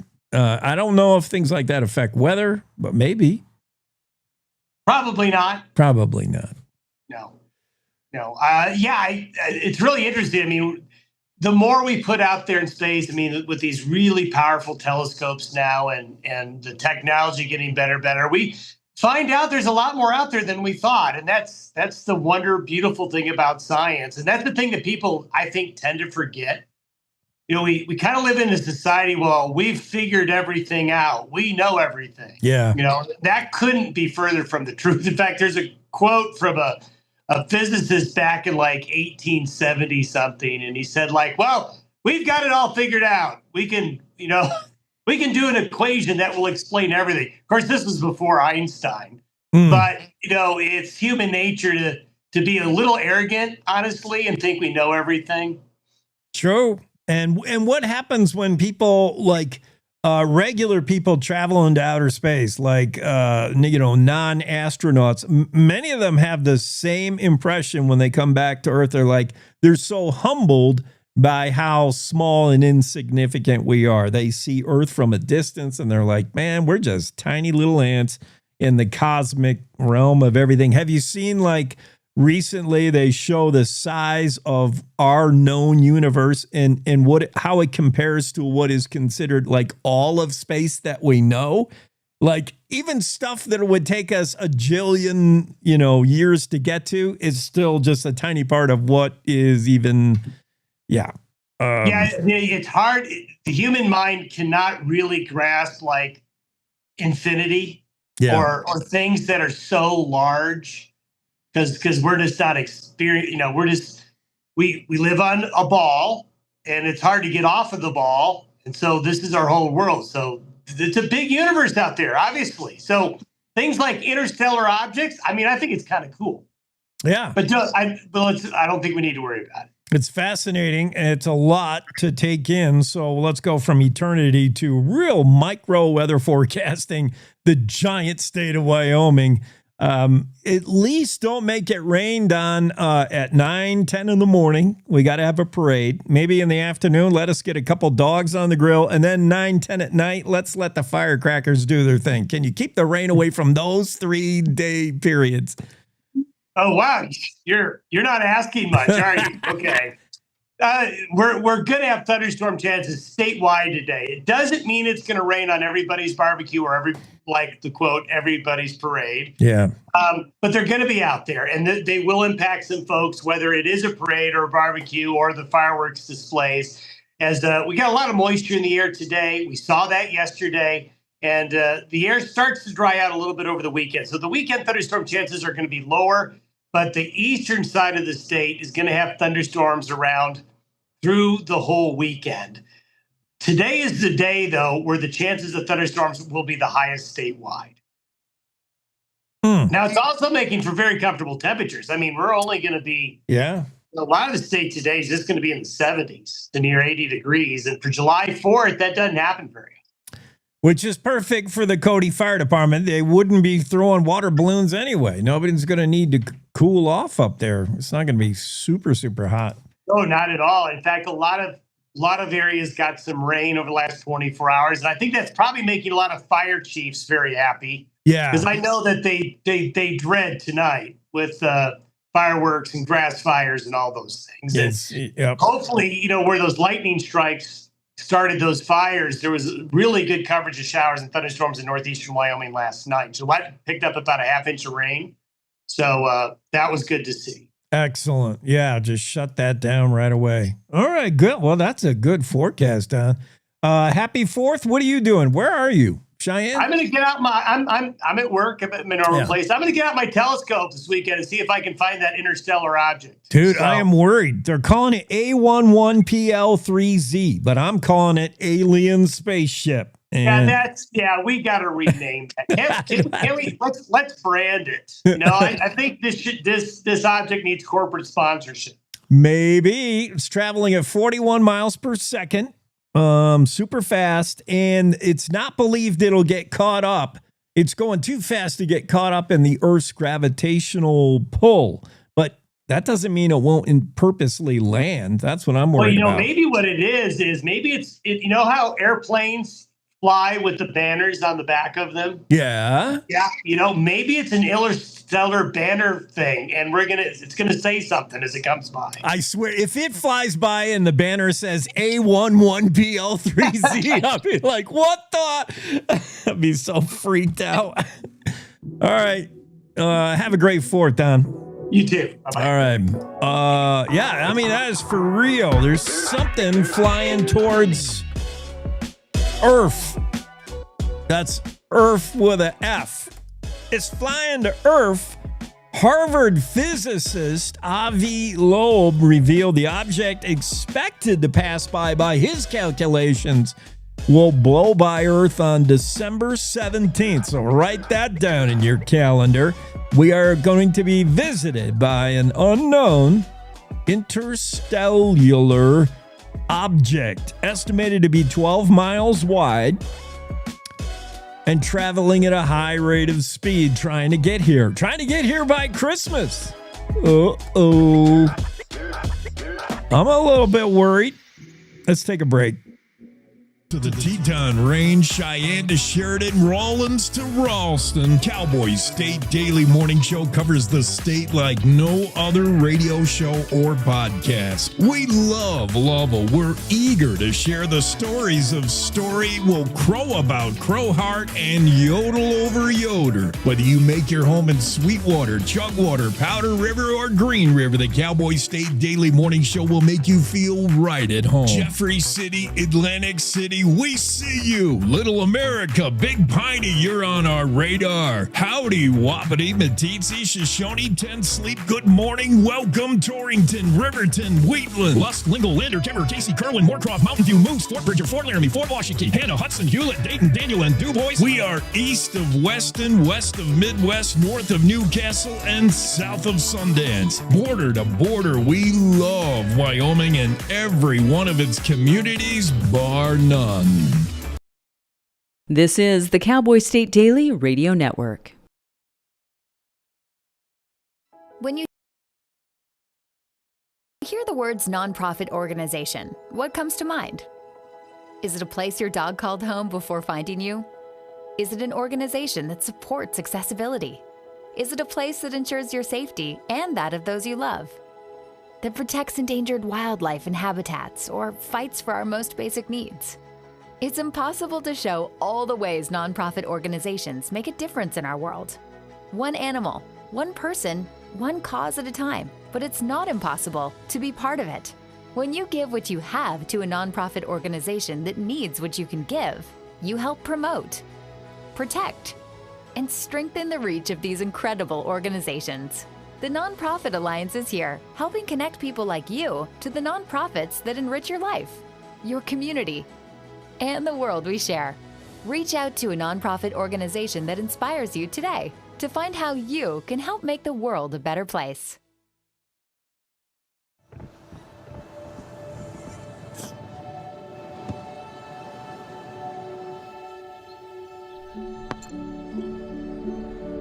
Look to that. I don't remember how it started.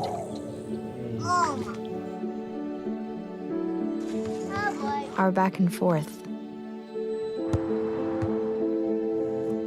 Victory. Fumble. Repeat.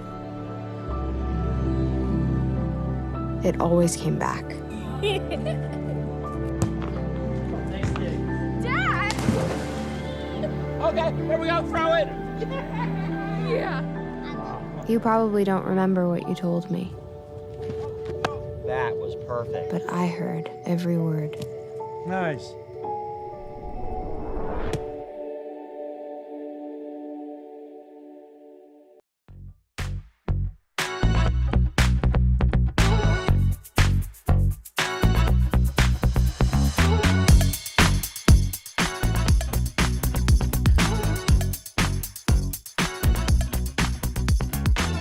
We're back in studio, Cowboy State Daily show with Jake. Oh, we got some. Tim chimes in, says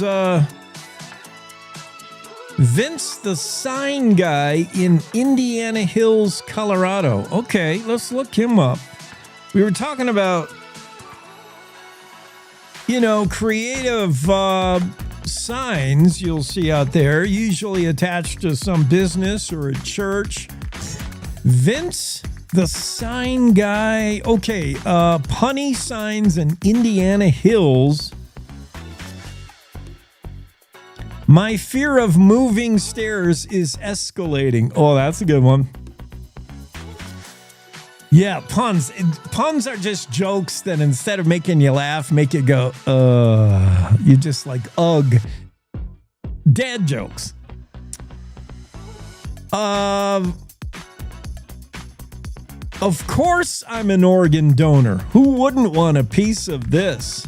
Indian Hills Community Center in Colorado. Never heard of it. Indian Hills.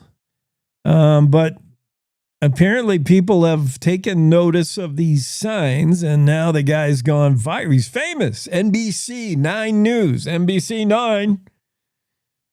NBC 9. You got to hold your ear when you're doing news, right? That's how Les Nessman would do it. NBC News 9. We're here outside the Indian Hills sign maker, whose latest is eyes on the road, head out of your apps. Oh, that's a good one. Eyes on the road, head out of your apps. In other words, put the phone down. You should be driving. Good. I'll take the high road. You take the psychopath. Good. Relish today. Catch up tomorrow. That's a good one. Yeah, I like this guy. He's got the right idea. Be the person your dog thinks you are. Yeah, that's a big one. I've seen that. Past, present, and future walked into a bar. It was tense. Good one. Yeah, I like this guy. Thanks, Tim, for tipping us off to the Indian Hills sign guy, Vince Rosmierek, local resident who has taken it upon himself to switch up the signs every now and then. He works as a volunteer for the Indian Hills Community Center. He got the job about 6 years ago, and he's the one who changes the signs. Nice. Yeah, there's a lot of instances of famous signs out there, and they're all over the internets. And Tim chimed in while we were doing our sign discussion, Tim Thiessen, and he said, hey, check out Vince the sign guy in Indian Hills, Colorado. And it's the kind of fun, jokey stuff that almost no one can be offended by. Like, how could you be offended by any of them dad jokes? But the one that on Espy's restaurant, what did the gay cowboy say to his horse? Hey! That one doesn't offend the LGBTQ community because it almost comes close to stepping over the line in today's day and age where you can't laugh at anything. So Claire McFarland made a story out of it. She went and asked Wyoming Equality. She asked Sarah, what do you think? Sarah's like, that's funny. I'm going to put it on our website. Put it on our Facebook page. Yeah, so good. Maybe we've all are regaining our sense of humor just in time for Earth to be ended by this alien that's hurtling our way. I call it an alien. Scientists don't know what it is, so I have the freedom to call it what I want. If scientists don't know, I'll be happy to step in the void. I'll step in the gap. Scientists think it could be a space rock. According to its shape, it's shaped like a hot dog. So Joey Chestnut, get ready. Open your mouth. Joey Chestnut will just eat this thing. Scientists are calling it, for now, A11PL3Z. Based on something scientific, no doubt. I'm calling it Martians. They think it might be a space rock. It's disc-like shaped. I'm seeing a. Well, how do they have a photo of it? It's a photo of another similar one. All right, so there's no photo of this. We don't know. Estimated to be 12 miles wide. And according to one Harvard scientist, hey, if you're going to believe anybody, Harvard, right? I mean, I'll take it from Avi Loeb, a Harvard physicist who said, according to his calculations, this thing should arrive to Earth at about December 17th. It's traveling 41 miles per second. That's roughly 150,000 miles an hour. So a little back of the napkin math here. So let's see, I'm going to carry the 4 times 2. Yeah, it'll be here December 17th. Dum-de-dum-dum. Right before Christmas. I think it's aliens trying to get here before Santa Claus. And I can't imagine they have good intentions. And we've seen Hollywood make this scientific movie, right? This sci-fi movie. No aliens ever are speeding towards Earth in order to give us Christmas cheer. No, they're coming here with their ray guns, and they're going to spoil everything. And I think we better beware.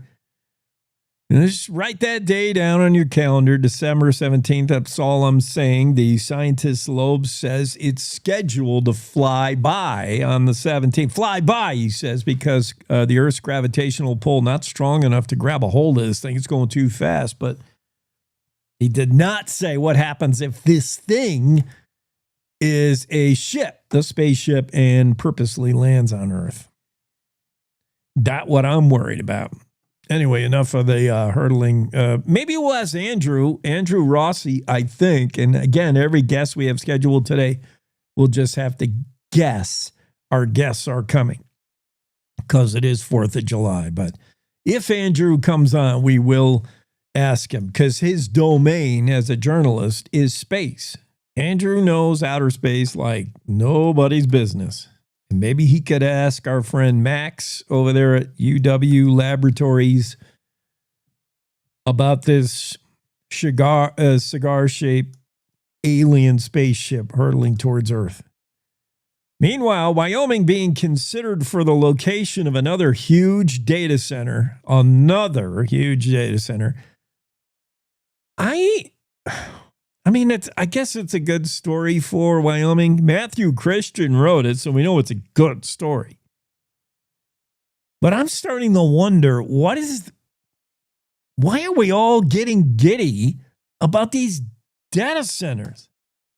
What do they bring to Wyoming that's beneficial compared to what they require, what they take?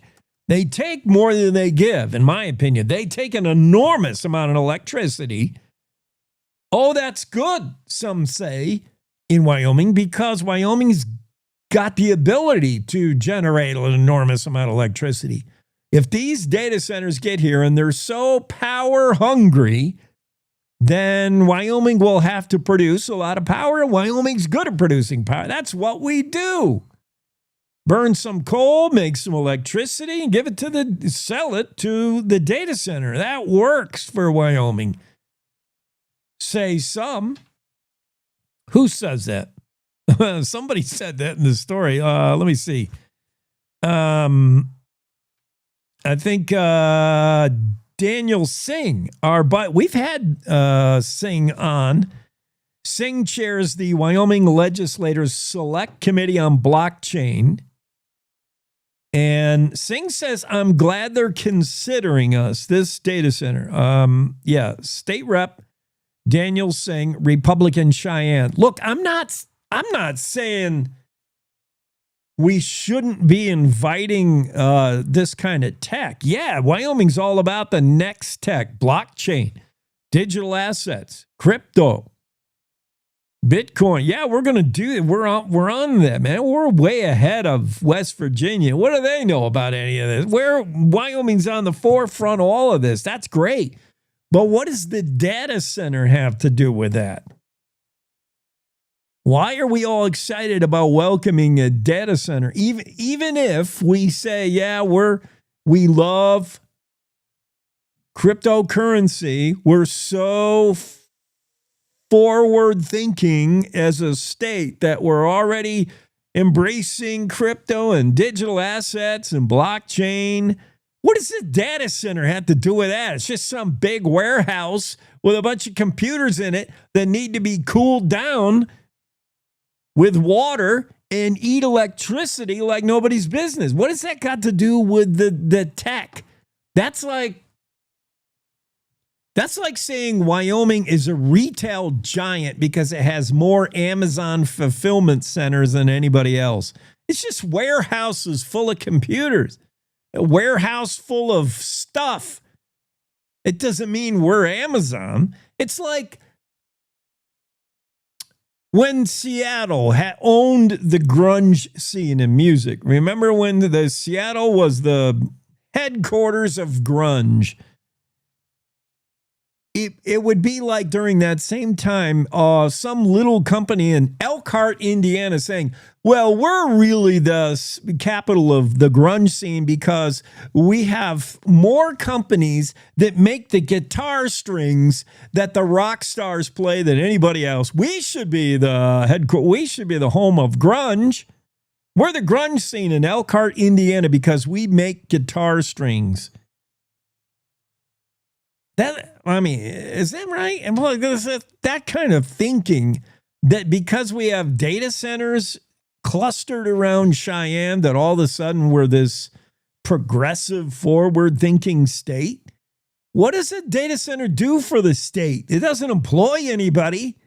It's just a building full of computers that eat electricity. I don't know why we need these things and why we encourage their presence here. What do they do? I mean, there's some amount of job creation to build it, but once you build it, it's done. And you might have one guy who's the watchman who's got to walk around making sure they're all working. One dude employed. He has to, make his rounds every hour. Yep, everything's still working. He just opened the door and the heat in there generated by the company. Oh, yeah, everything's still working. And he's only one job. I don't understand. Do these things pay taxes? Or do they help the sales tax revenue? They don't pay taxes. We don't even have a corporate tax. Why do we need the data centers? Why are they a positive thing for Wyoming? That's what I want to know.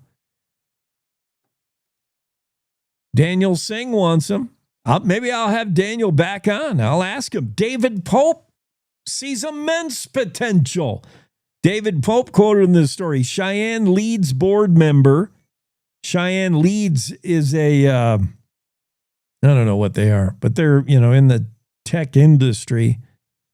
David Pope sees immense potential for the tech industry to shape the state's future. And Wyoming could be a hub for cutting-edge AI. How? By being the place where these giant buildings and computers are sitting? I don't know. Maybe I'm overthinking it. Here's what Matthew Christian had to say about the glorious great data center being considered. They're thinking about, by the way, Wyoming's not the only place. Oracle is the company that's looking to come in. Oracle's like a big time cloud, Oracle is legit. They're big. And they have data centers all over. And they're thinking about putting their new one maybe in Cheyenne or maybe in... where else are they considering? Pennsylvania. They might go to Michigan, Texas, Wisconsin are among the potential data center sites. OpenAI considering data centers in Georgia, New Mexico, Ohio, Pennsylvania. All these states are saying, pick me. And maybe like in the film industry, maybe they're providing incentives. I hope not. I hope they're not using taxpayer money to get a data center here. For what? What do they do? They don't boost the economy. They take and they give, in my opinion, very little. It's just a building full of computers sitting there. That doesn't make us a leader in AI because we got a building full of computers. Unless we have the ability to shut it off. Maybe we could, maybe Wyoming will be in a bargaining position one day in the future when we're so dependent on AI. If it were to go away, we'd be helpless. And Wyoming could say, well, we'll just pull the plug on the 50 billion data centers outside of Cheyenne. Then we'll see how humans survive. I don't understand what these data centers bring benefit-wise. Jobs? Taxes? Tax revenue? No. and they require so much electricity, which is great. I guess we could sell them our electricity. Finally, we can burn some coal and say, here's your electricity, and here's the bill. Maybe that's the only benefit I see. Let's take a break. Andrew must be going to the parade in Cody. I know he is, actually. So we might not have Andrew Rossi. We'll take our final break of the hour. Be right back.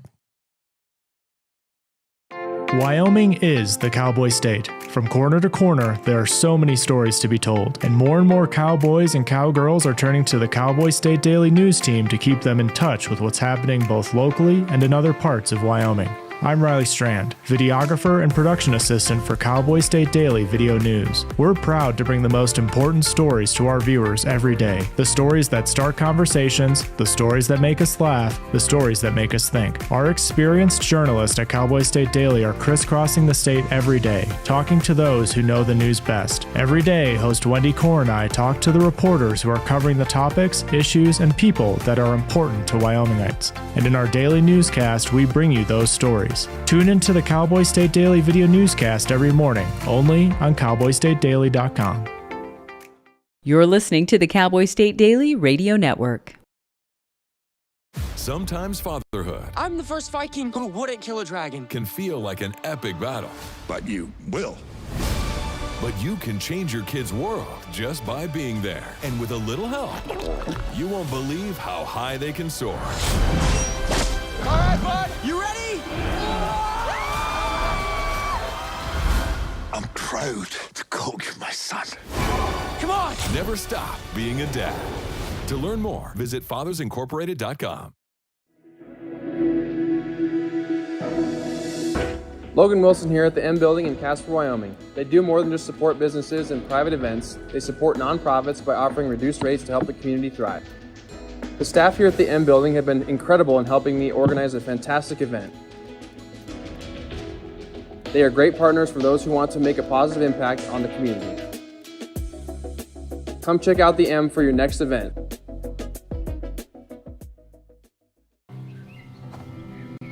For decades, I've taught you everything I know.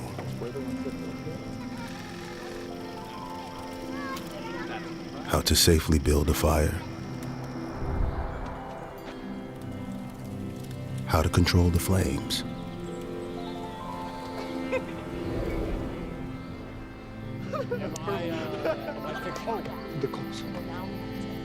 What to do with hot coals.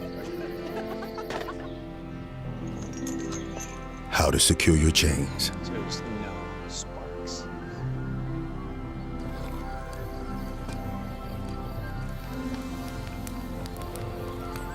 But I can only teach wildfire prevention.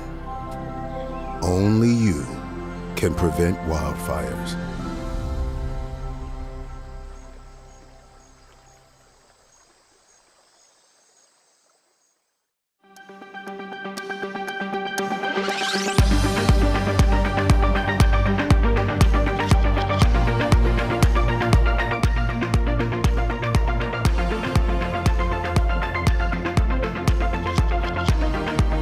Back in studio, Cowboy State Daily show with Jake.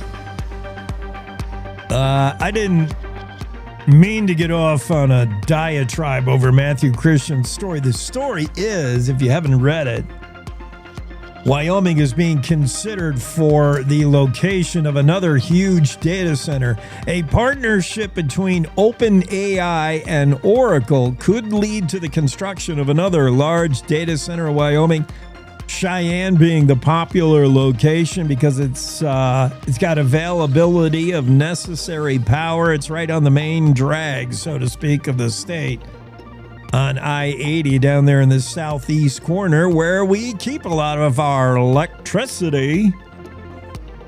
OpenAI is the parent company of ChatGPT. Oracle is big time.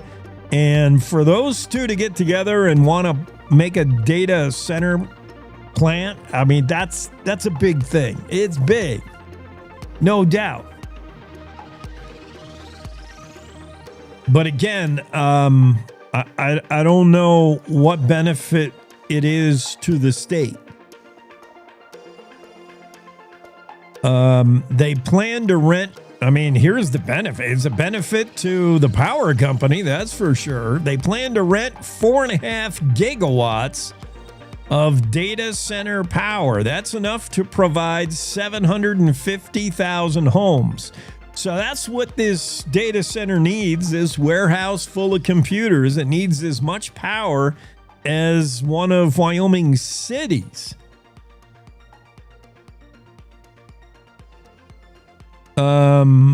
Yeah. Oh, you know, so the power company's getting rich. But otherwise, you know what? Black Hills Energy, they're celebrating this news, but for the Wyoming people, it's just another ugly warehouse to look at when you drive by on I-80. Oh, look at that big Oracle data center. How exciting. It's a meh moment. Folks in Laramie County, just north of Cheyenne,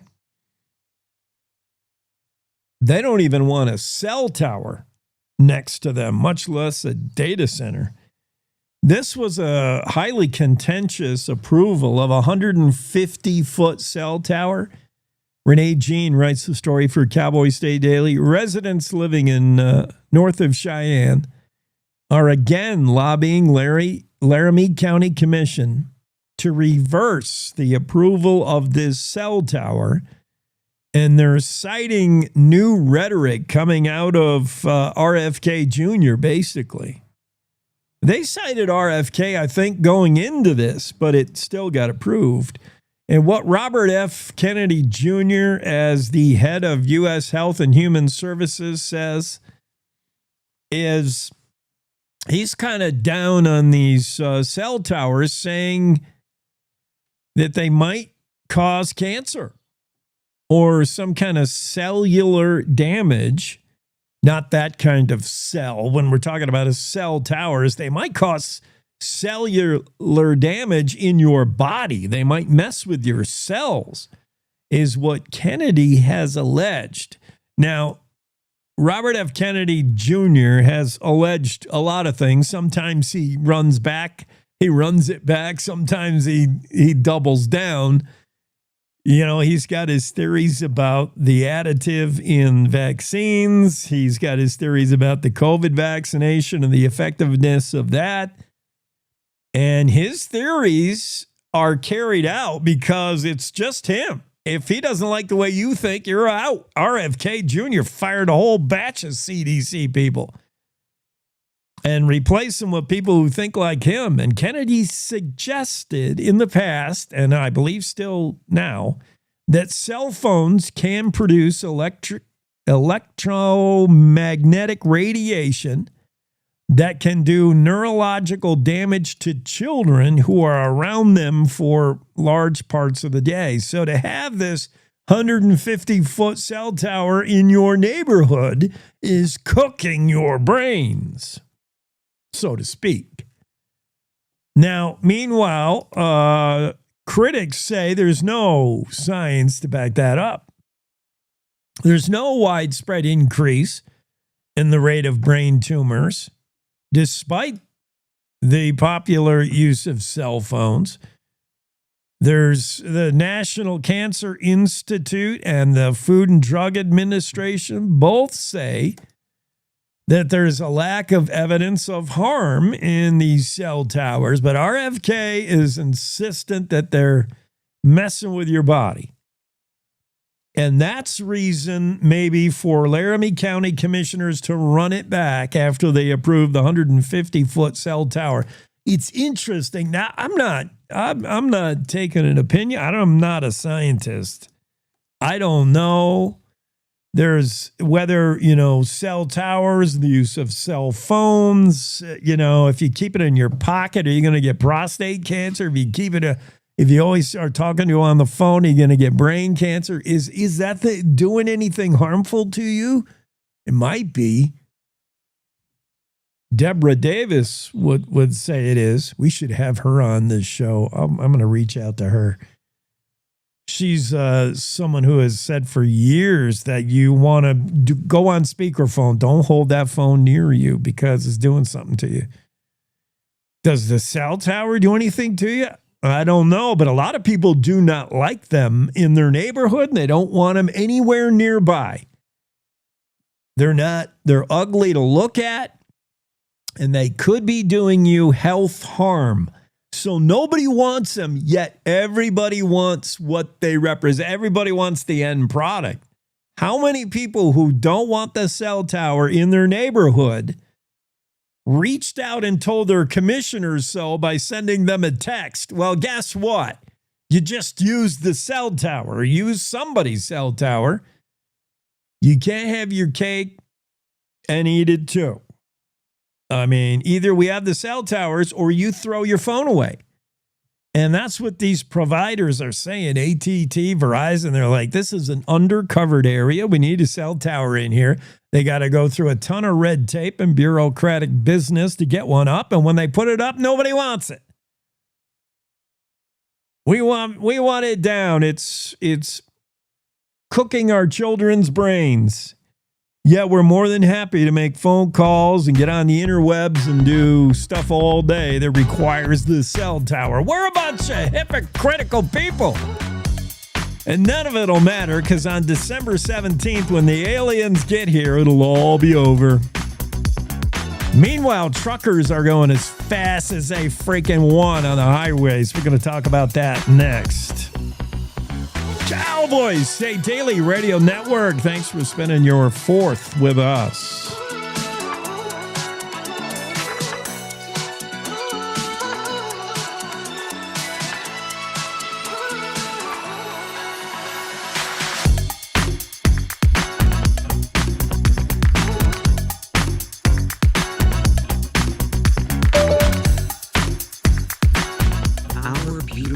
It's time to take a look at what's happening around Wyoming. From the Cowboy State Daily Newsroom, I'm Wendy Kaur.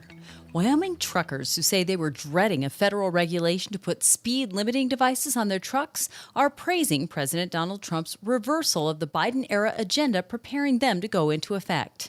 One Cheyenne-based trucking company owner told Cowboy State Daily's Claire McFarland that the devices, called speed governors, are often to blame for more hazardous road conditions. Biden's DOT in 2022 was like, look, we're going to move toward governing these heavy trucks. And talking to truckers around Wyoming, they're like, those bottlenecks that happen on the interstate when one trucker is trying to pass another trucker and the one on the left is going 70 and the one on the right is going 68. That's from a major company that for insurance reasons has a governor limiting the speed. Governors introduce other hazards by making truckers who are limited both in the speed they can go and the number of hours they can drive in a stretch by law feel rushed and likelier to undertake other shortcuts. A partnership between OpenAI and Oracle could lead to the construction of another large data center in Wyoming.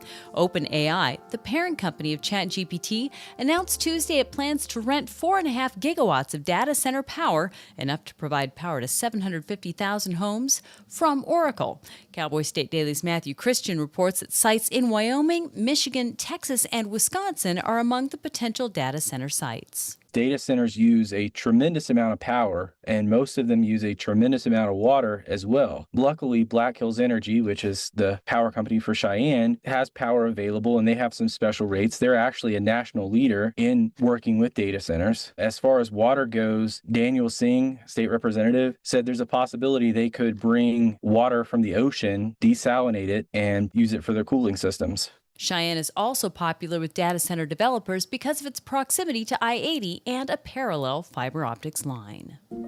President Donald Trump and the signature legislation of congressional Republicans made it across the finish line Thursday as GOP leaders made the 4th of July deadline they set for completing the multi-trillion-dollar tax and spending package.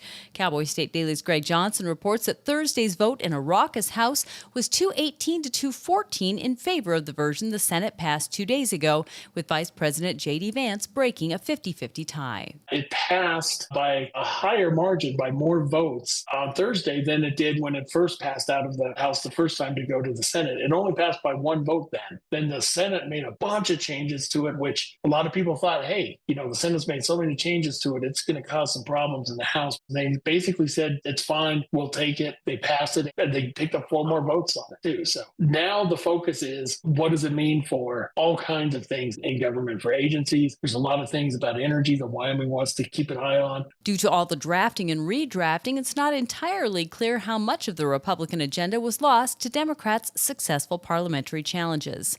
But Republicans have sounded upbeat. The centerpiece of their bill, preserving tax cuts, was never threatened, nor were most major spending provisions. I'll be back with more news right after this. Find expert vascular care right here in Wyoming. Wyoming Interventional and Vascular Associates, or WEVA, is a division of Casper Medical Imaging and is home to experienced subspecialized physicians and physician assistants who provide comprehensive services to treat vascular disease. From PAD and AAA to venous disease, WEVA offers tailored solutions to get you back to enjoying the things you love. Schedule a consultation with WEVA today at caspermedicalimaging.net/WEVA or by calling 307-577-1003. Dozens of public fireworks displays are scheduled throughout Wyoming to celebrate Independence Day.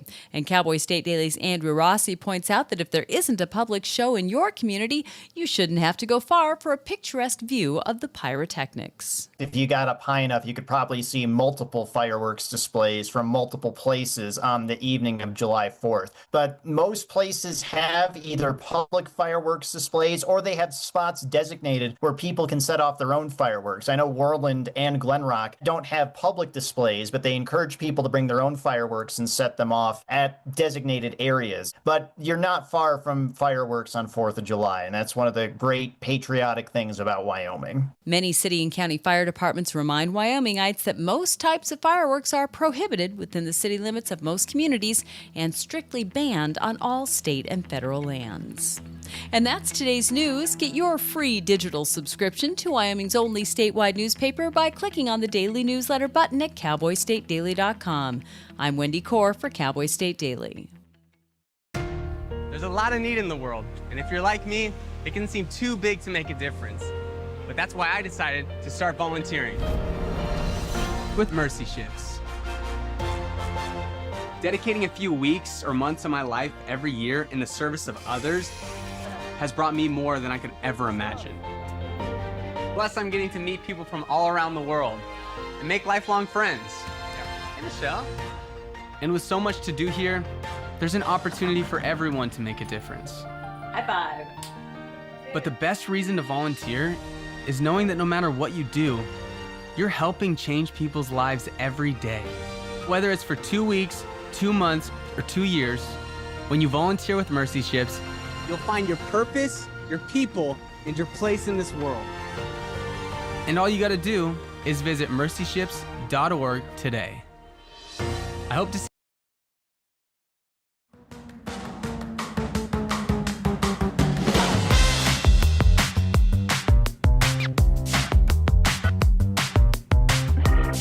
Cowboy State Daily Show with Jake on a finally Friday. It's the 4th, and it's Bill sniffing into the room. Bill, happy Independence Day. Happy 4th of July. Happy 249th anniversary of our country. It's a great day. It's wonderful everywhere. And gosh, let me give myself a plug. I literally found out 1 minute ago that I am now a great-grandfather for the 5th. Whoa! A 4th of July baby.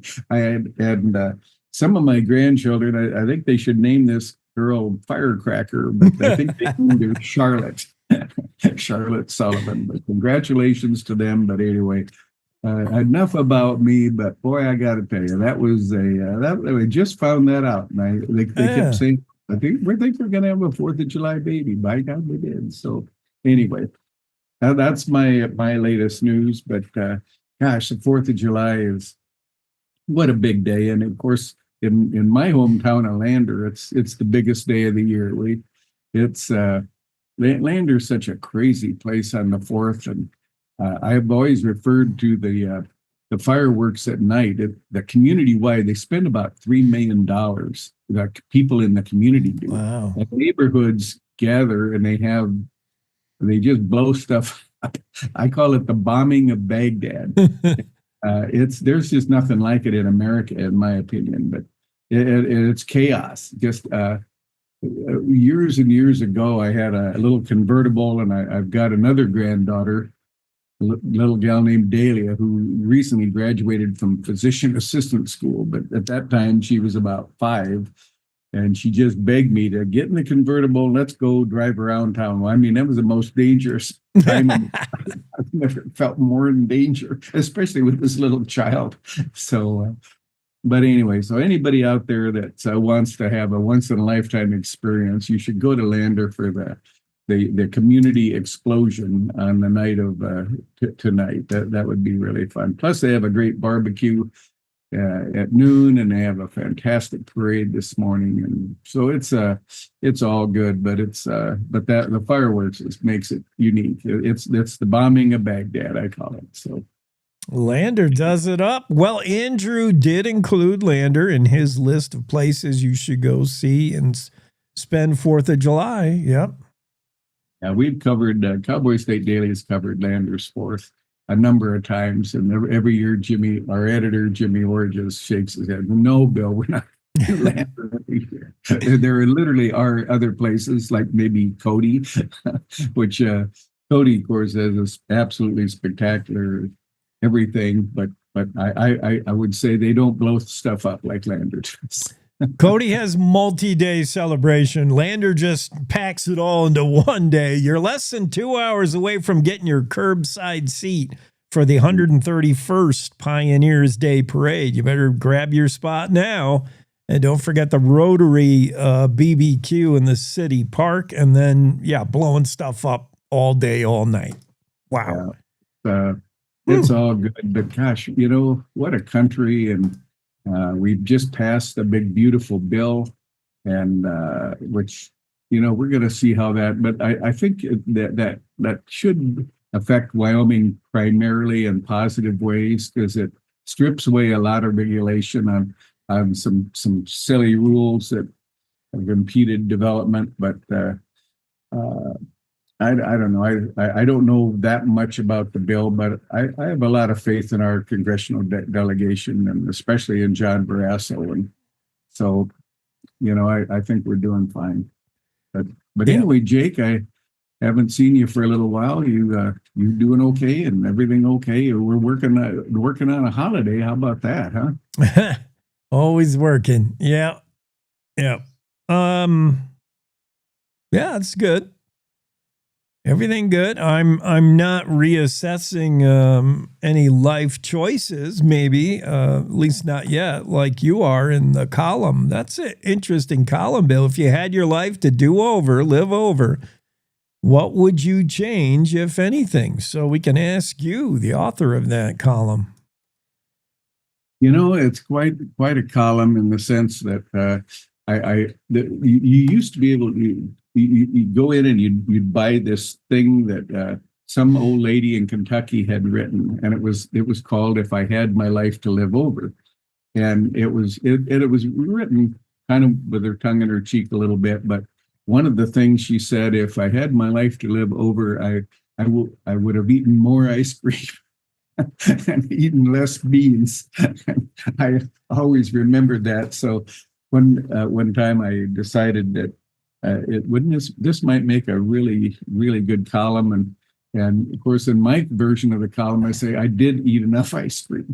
Yeah, you were the opposite. Yeah, you wish you ate better. But I should have eaten more beans. And I also based it a little bit on my daughter, Shelley, she's a life coach, and she's always telling older types that, live like you have 6 months to live. And because maybe you do, and I've always don't like to hear that, because I'm in my 80th year, but I feel like I'm going strong. But I am going to talk a little bit about my health here in a minute. But I also thought so the column is the punchline at the end, which says, as I go forward, that as I look back, I would like to, and I think I stole that line from the movie The Bucket List, but I would, rather than look for joy and all these other things, I would like to hope that somehow in my life can provide more joy for other people. And I think that's something certainly to aspire to, because we all get a little self-centered and worried about only ourselves, and maybe we shouldn't be doing that as much as we do. So but yeah, it's the idea. What would you do? I again, in the column, I point out that I'm a relatively successful business guy, but I was so competitive in my first 40 till I was 45 or 50. I mean, God help you if you were my competitor, because there was just, I didn't play dirty, but I played tough. I mean, I ran into a guy named Ed Porthan, who was a consultant, and he sat me down. He knew me pretty well, and he says, Bill, he says, you're too damn competitive. And he pointed out that he came up with a rule of thumb that I've used the rest of my life after that. And he says, you're going to make more money, make more friends, sleep a lot better with cooperation than you ever will with competition. And I never forgot that. And I applied that to my life, and it's absolutely true. So I run into a lot of young people that are just hell-bent for leather, and good for them. I recognize that. But if you had your life to live over, you'd say, man, the quality of my life would have improved a lot if I had not been quite so unbearably competitive, Things change when you have the perspective of seeing more miles in the rear view mirror than the windshield. And one of the things that changed for this guy, we're talking to Bill Sniff, and one big thing, spoiler alert, Bill says he would change something in life. He wouldn't buy that boat. Don't buy a boat. But no, you hit on a good point. Many of us believe the point of life is that whoever has the most toys at the end wins. And that's a race you're never going to win. No, whoever has the most friends at the end wins. Yeah. And being a good friend is it's something you can control. It's not, being a good friend is not accidental. That's a conscious decision, and you just end up, like I said, my problem again. I give myself a little bit of an excuse. I was the second oldest of 11 kids, came from a tiny town. I left home a week after I graduated from high school. I mean, it was hard scrabble. I had to scrape and scrabble for everything I ever had. And I luckily found this wonderful woman that's been with me now over 60 years. We've officially been married 59.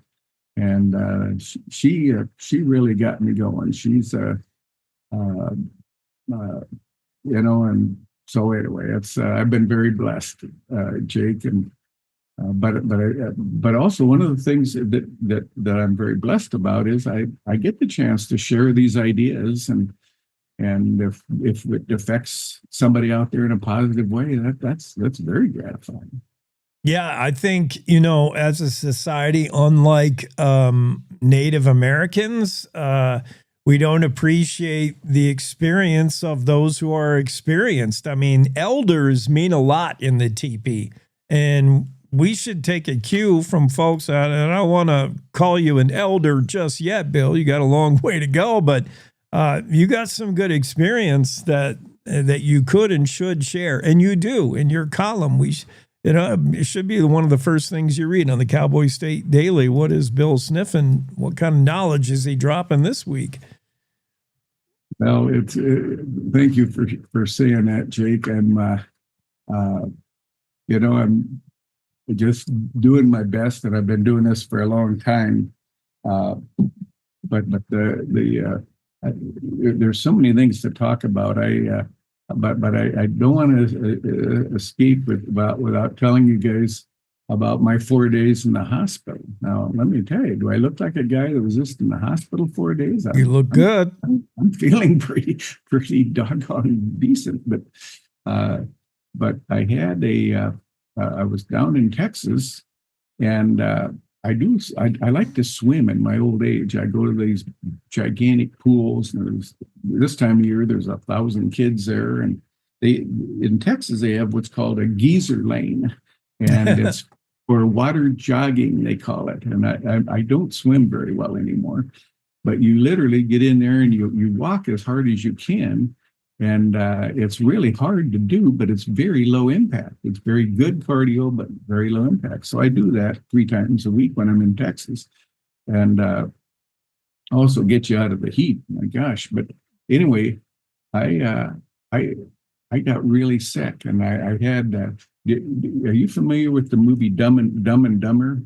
And there's a great scene in there where Jeff Daniels he's been given all this. Anyway, it's stuff to make you go. And he is literally sitting on a toilet, blowing it up. Well, I have a copy of that photo in one of my bathrooms at home. Well, that was yours truly. I mean, I couldn't. It was unbelievable, and I couldn't stop going, and I got so dehydrated that finally my daughter insisted, look, you need to go to the urgent care. And I did. And they said, we think maybe you should go to the ER. And I went to the ER, and they thought I had appendicitis and colitis. And my gosh, I thought, well, okay. And, I haven't been in a hospital I don't think I've been in for outside the outpatient for 60 years, maybe. So I'm in the hospital, and all of a sudden they say they've got a surgeon talking to me about an appendix operation, and oh my gosh! So anyway, I spent 3 nights and 4 days. They didn't have me eat or drink anything for 38 hours, and but come to find out, it was E. coli. I had caught E. coli somehow, and they think maybe at the pool. There's just with all kinds of stuff going on, but it was a boy, I tell you, it was a pretty sick dang thing. But the beauty of it is if they give you all these IVs, and man, just you're all of a sudden now I'm feeling great, but they've got me isolated because it's a bug, so nobody can come in and see me it's like COVID all over again. Yeah. Anyway, it's the good news is I survived, but I'm going to write a column about that.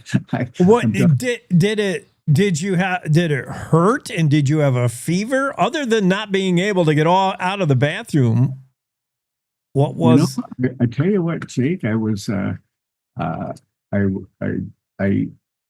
was just dehydrated, and that when you're dehydrated, you get a little delusional, which an old person, that makes you very nervous. It's hard to tell also with someone like you. Some of us it is.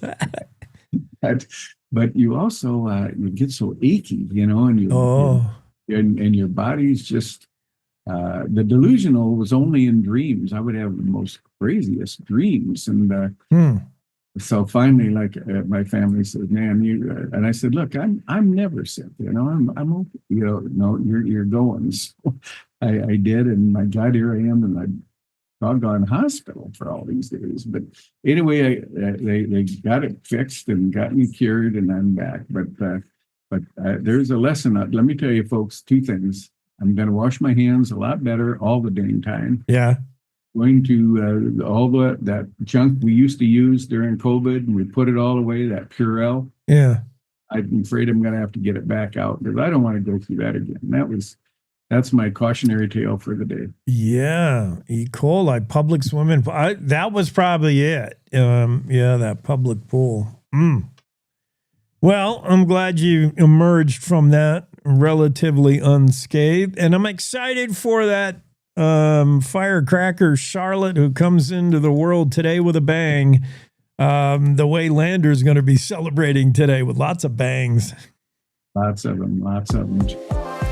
We gotta get Daryl Orrin here. He's our resident trucker, and Daryl just got back from a long haul, San Diego to Cheyenne, and he's going to talk about truckers and how fast they can go.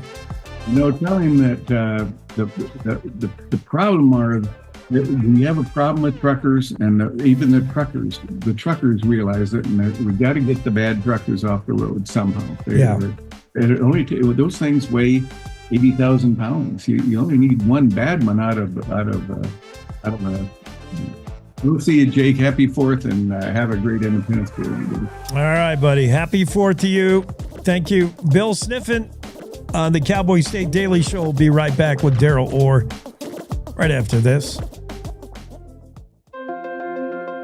Wyoming is a big state. There's so much ground to cover, so many stories to tell. But the Cowboy State Daily News team is up to the challenge. I'm Wendy Core, host of Cowboy State Daily Video News. Whether it's politics in Cheyenne, energy issues in the Powder River Basin, or grizzlies in Yellowstone, our talented crew of experienced journalists are out there finding and telling the stories that matter. What's the best restaurant in DuBois? Renee Jean checks it out. What's the most recent Supreme Court decision mean to our everyday lives? Claire McFarland explains. How is the upcoming elk hunting season shaping up? Mark Hines lets us know. Every day, I talk to the reporters who are covering the topics, issues, and people that are important to Wyomingites, and in our daily newscast, I bring you those stories. Tune into the Cowboy State Daily Video Newscast every morning, only on CowboyStateDaily.com. This is the Cowboy State Daily Radio Network. I don't think that many kids in my son's school even do it. He makes fun of his friend who vapes. He would never try it. She's into soccer. She's on the honor roll. She's just not the type. No way. No way. No way. No way. My kid would never vape. Get your head out of the cloud. Today, nearly 8,000 kids will start vaping. Maybe even yours. Learn about the dangers at talkaboutvaping.org. My biggest fear in the middle of my addiction was that I would never be able to get over it and that my kids wouldn't have a father. I overdosed on heroin and I lived. And I started thinking, you know what? This isn't my story. For the longest time, fear held me back from ultimately being who I wanted to. I found the fatherhood program and it was one of the best decisions I've ever made in my life. My desire to change had finally outweighed my desire to stay the same. I felt powerless for so much of my life that it's important to me that my kids are empowered and truly believe that if they can think it, they can do it. I definitely had to become a better man to be a better father. For the first time, I finally feel like I'm exactly where I should be, where I want to be.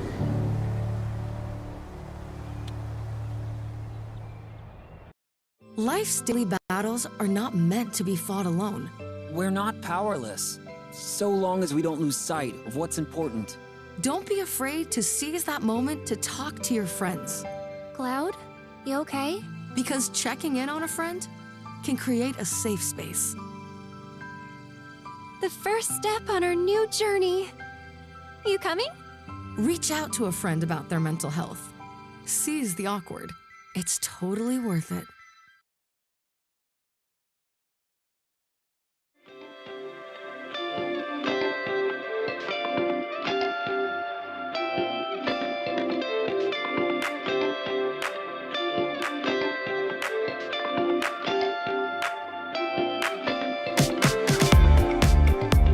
Cowboy State Daily Show with Jake on a finally Friday, 4th of July. And we're all celebrating the fact that all you gear jammers, all you 18-wheelers can hammer down.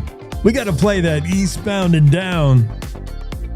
Except I can't, because we'll get dinged by the robots looking for copyright infringements. But you know the song. Eastbound and down, loaded up and trucking. We gonna do what they say can be done. Yeah, Smokey and the Bandit. Which one's Smokey and which one's the Bandit?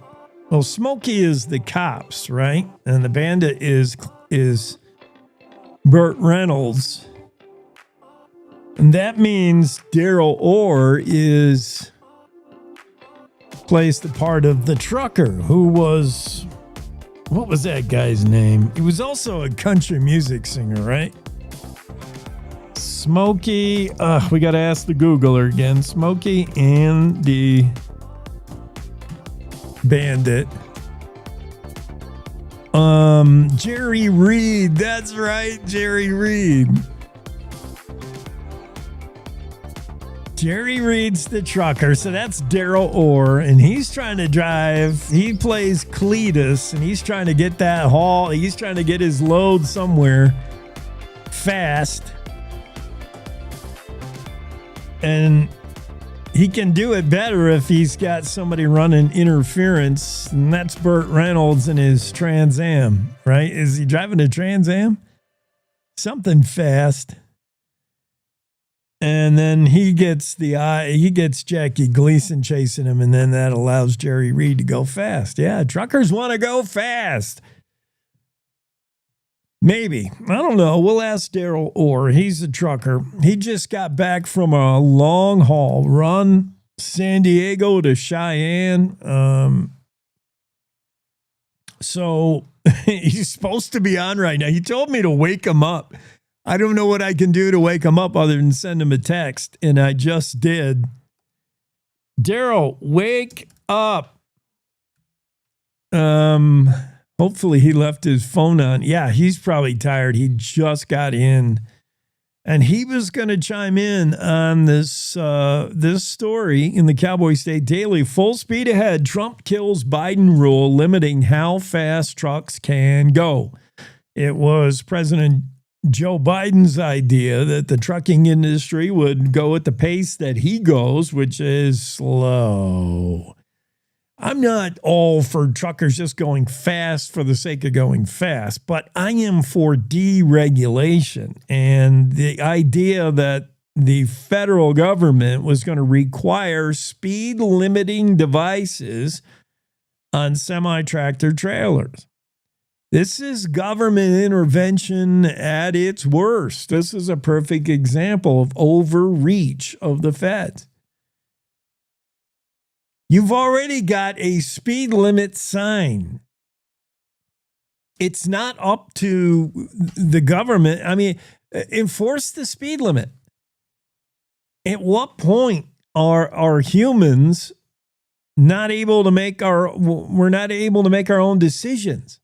There's already speed limits. Why do this to the trucking industry and not everyone? Why isn't there a governor in every vehicle ever made? If the concern was we can't be responsible enough to drive the speed limit, then why isn't every vehicle manufactured have a governor in it and it can never go any faster? Are we heading to a day and age where there's no need for speed limit signs because all our vehicles will know what the speed limit is for that section of highway and automatically be limited to going that speed limit? Because obviously mankind can't be trusted with adhering to the rules. And why put this burden on just truckers? I know why, because truckers, the perception is they drive a lethal weapon. Suddenly, these big rigs are the most dangerous thing on the road. Yeah, they're heavy. They're big and heavy. They require more stopping distance than your average smaller four-wheel car. And when they crash into something, bad things happen. But that doesn't mean every other vehicle is suddenly super safe next to a semi-tractor trailer. Big rigs aren't the only thing out there that's dangerous. Everybody's dangerous. You got people in the news every day. There's somebody driving going in the wrong direction because they're drunk. Or, just go out there and watch people drive. Watch people change lanes in front of you. Doing all kinds of asinine things. It's not just truckers. In fact, truckers, for the most part, are the most responsible drivers on the road. And not everybody's going to agree with that because truckers get a bad rap, and I'm trying to take up their cause a little bit. And Daryl, you can take up the cause of them as well if he wakes up. But truckers are professional drivers. This is what they do. It's like punishing all right, it's like punishing the guy who made the sign, SB's restaurant. He made the funny joke on his sign. It's like the government saying, Espinosa, you can no longer put jokes on your sign. And oh well, that's not a good analogy. It's like yeah, it's like Espinosa's jokes on his sign have made people mad, so the government intervenes and tells stand-up comics they can no longer tell jokes about LGBTQs. Professional joke makers, stand-up comedians, actors in comedies. It's, I don't know. I'm making a bad analogy, but I'm just saying people spend their life on the road. Truckers, that's their job. And at a certain point, they get really good at it. First, they're required to do way more than you are in order to even obtain a license. To get their CDL, they got to do a whole lot more stuff than you. You and I, we don't have to do anything. We got to pass some written test that says who goes first when 4 of us arrive at a stop sign at the same time. Big whoop. And then we got to go out on a driver's test with some dude that can't wait to get out of the car because we drive so bad. He fears for his life and he just signs up. Yep. All right. You're good. And that's it. The barrier to entry to be a licensed driver is like nothing. And every goofball idiot from age 15 with his learner's permit to age 95 to someone who should have been off the road 20 years ago is out there driving. And most of us are not very good at it. I say that just from personal observation. Most of us out there are not very good at the whole driving thing. And not just women. A lot of us, a lot of us are bad at it, obviously. And to single out truckers who do this this is their occupation. This is what they do. I think they are the best drivers for the most part. So to tell them they got to have a device in their vehicle that limits how fast they can go because they can't be trusted, because they aren't good drivers, that just is insulting, Joe Biden. It's an insult. Now, as Greg Johnson pointed out earlier, governors or devices limiting how fast you can go will probably still be the case because of insurance companies and because trucking companies, big fleet owners, probably like the idea of governors. Truckers don't like them because they can't, we've seen what happens when they can only go so fast and they're trying to make a pass. One guy's trying to pass somebody else. One guy can only go 68 miles an hour at the most. And the other dude is topped out at 67, or maybe he's topped out at 68 as well, but he's got a bigger, heavier load, so he's not going faster. And we watch 2 trucks trying to pass each other, and it takes 15 miles for them to get it done while you're behind them. Yeah, there's a frustration factor. There's also a safety factor in you want to make that pass maybe as fast as you can. There's also going uphill if you're governed. There's issues, but as Greg and I talked about, the governor or some kind of speed limiter will likely still be the case because of insurance companies and big fleet owners. The owner of London, the owner of Night Trucks, and what are all the other big trucking companies?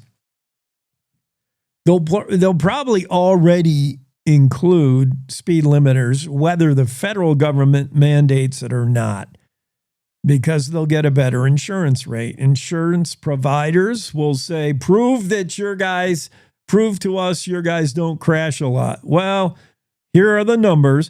Prove to us your guys can only go so fast. Well, every truck has a governor in it.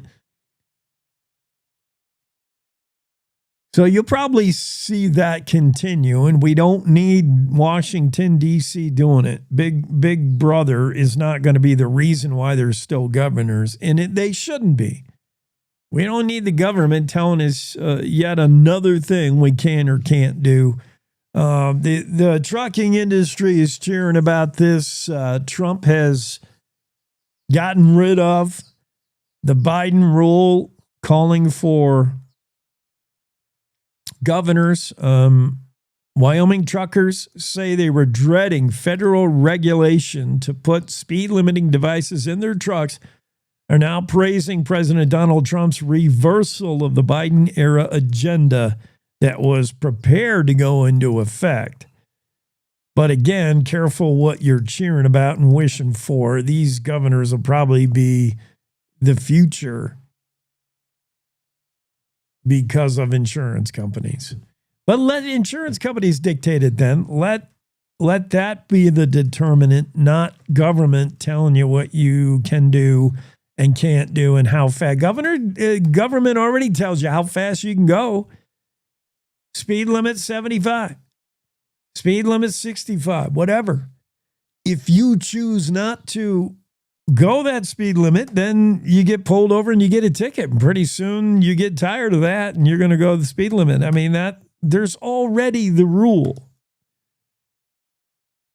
I don't know. Wyoming truckers like this President Trump thing. So does Jerry Reed, who's driving a big rig right behind the bandit, Burt Reynolds. Burt Reynolds likes it. Burt Reynolds goes as fast as he wants to go. Ain't nobody going to tell him nothing.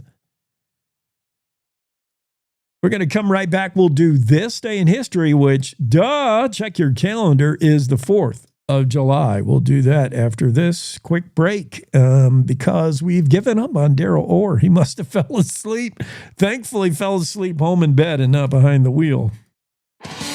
Want to stay in touch with what's happening around Wyoming? I'm Wendy Core, host of the Cowboy State Daily video newscast. From Mountain View to Upton, from Jackson to Cheyenne, our reporters are out there finding and telling the stories that matter. Every day, I talk to the talented journalists who are covering the topics, issues, and people that are important to Wyomingites. And in our daily newscast, I bring you their stories. Tune in to Cowboy State Daily video news every morning, only on CowboyStateDaily.com.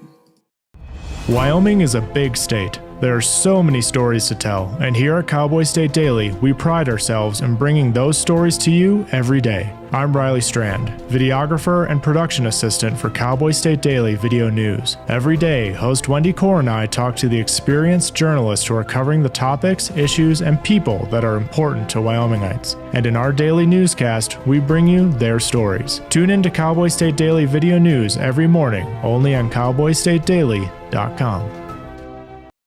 You're listening to the Cowboy State Daily Radio Network. Who can you turn to for news you can trust? Your local TV and radio broadcasters. You trust us to keep you safe during times of crisis and to deliver the weather, sports, and entertainment you rely on every day. We bring you the facts you need to make decisions that matter. And as misinformation floods social media, you can trust your local stations to deliver the truth. Text TV to 52886 and tell Congress you rely on your local stations for trusted news. You handle the healthcare, we'll handle the marketing. In need of a spark for marketing your medical practice? Bloom Studio provides creative and strategic healthcare marketing that illuminates the path to bigger and better experiences for your business and your patients. We specialize in branding and design, social media, website design, SEO and SEM, not to mention content creation, public and media relations, and marketing metrics to ensure you're getting results. If you're looking to increase your patient engagement and retention, enhance your community impact, and streamline your marketing efforts, Our team is ready to help you achieve your goals. Contact us today and learn more at loomstudio.com. We come from a long line of farmers, and there's a sense of pride, but there's also a significant amount of pressure. Farmers have to take care of their physical and their mental health, because what's a farm without a farmer? Watching the sun come up, that's my time. I can have a cup of coffee, and every day is a new opportunity. That's cool. Your hand's gotten so Yay! Don't forget to check in on yourself. Love your mind.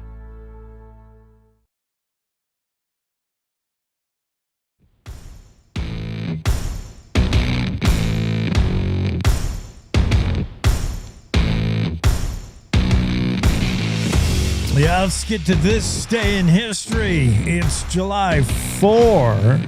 Obviously, on this day in history, throughout time, since 1776 anyway, in the USA anyway, we've been celebrating Independence Day.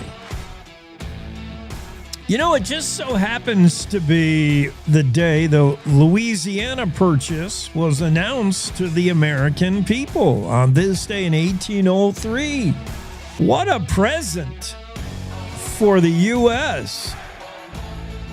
to be expanded by, I don't know, threefold. What Louisiana Purchase, that was a lot. That was a big chunk of acreage.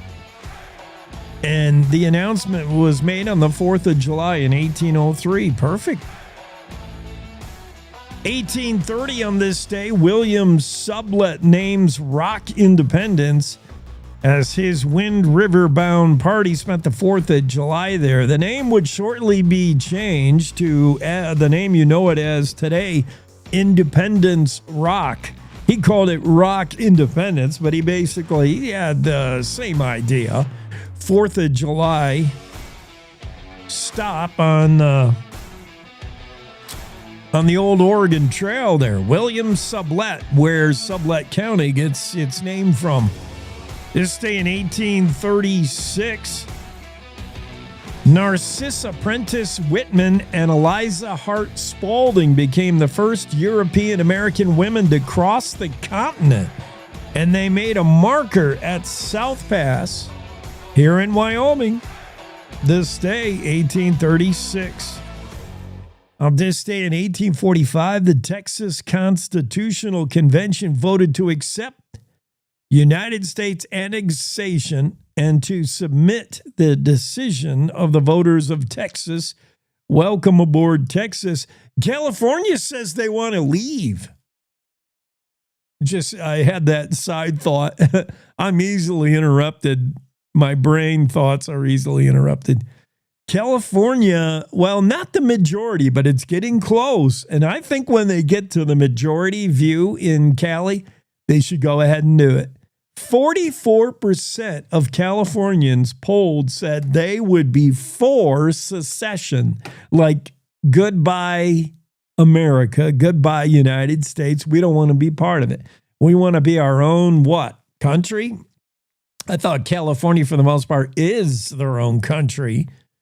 In fact, 80% of Californians want control of their state borders to act like a country border. They want control over who comes in and out.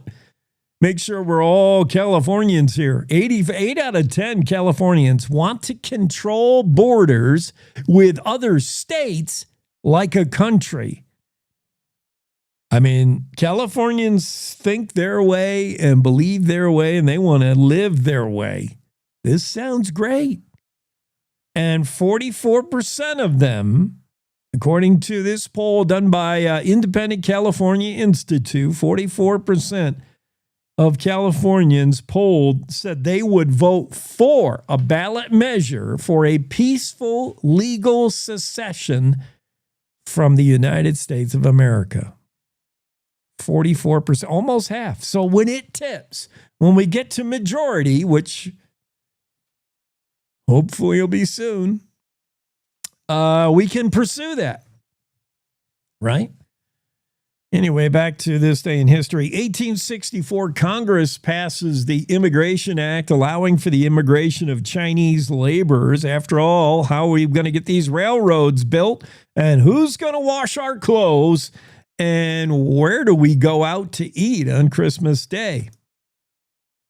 The three things the Chinese are good for in the U.S.? Obvious, I'm just kidding. Can we all have a sense of humor?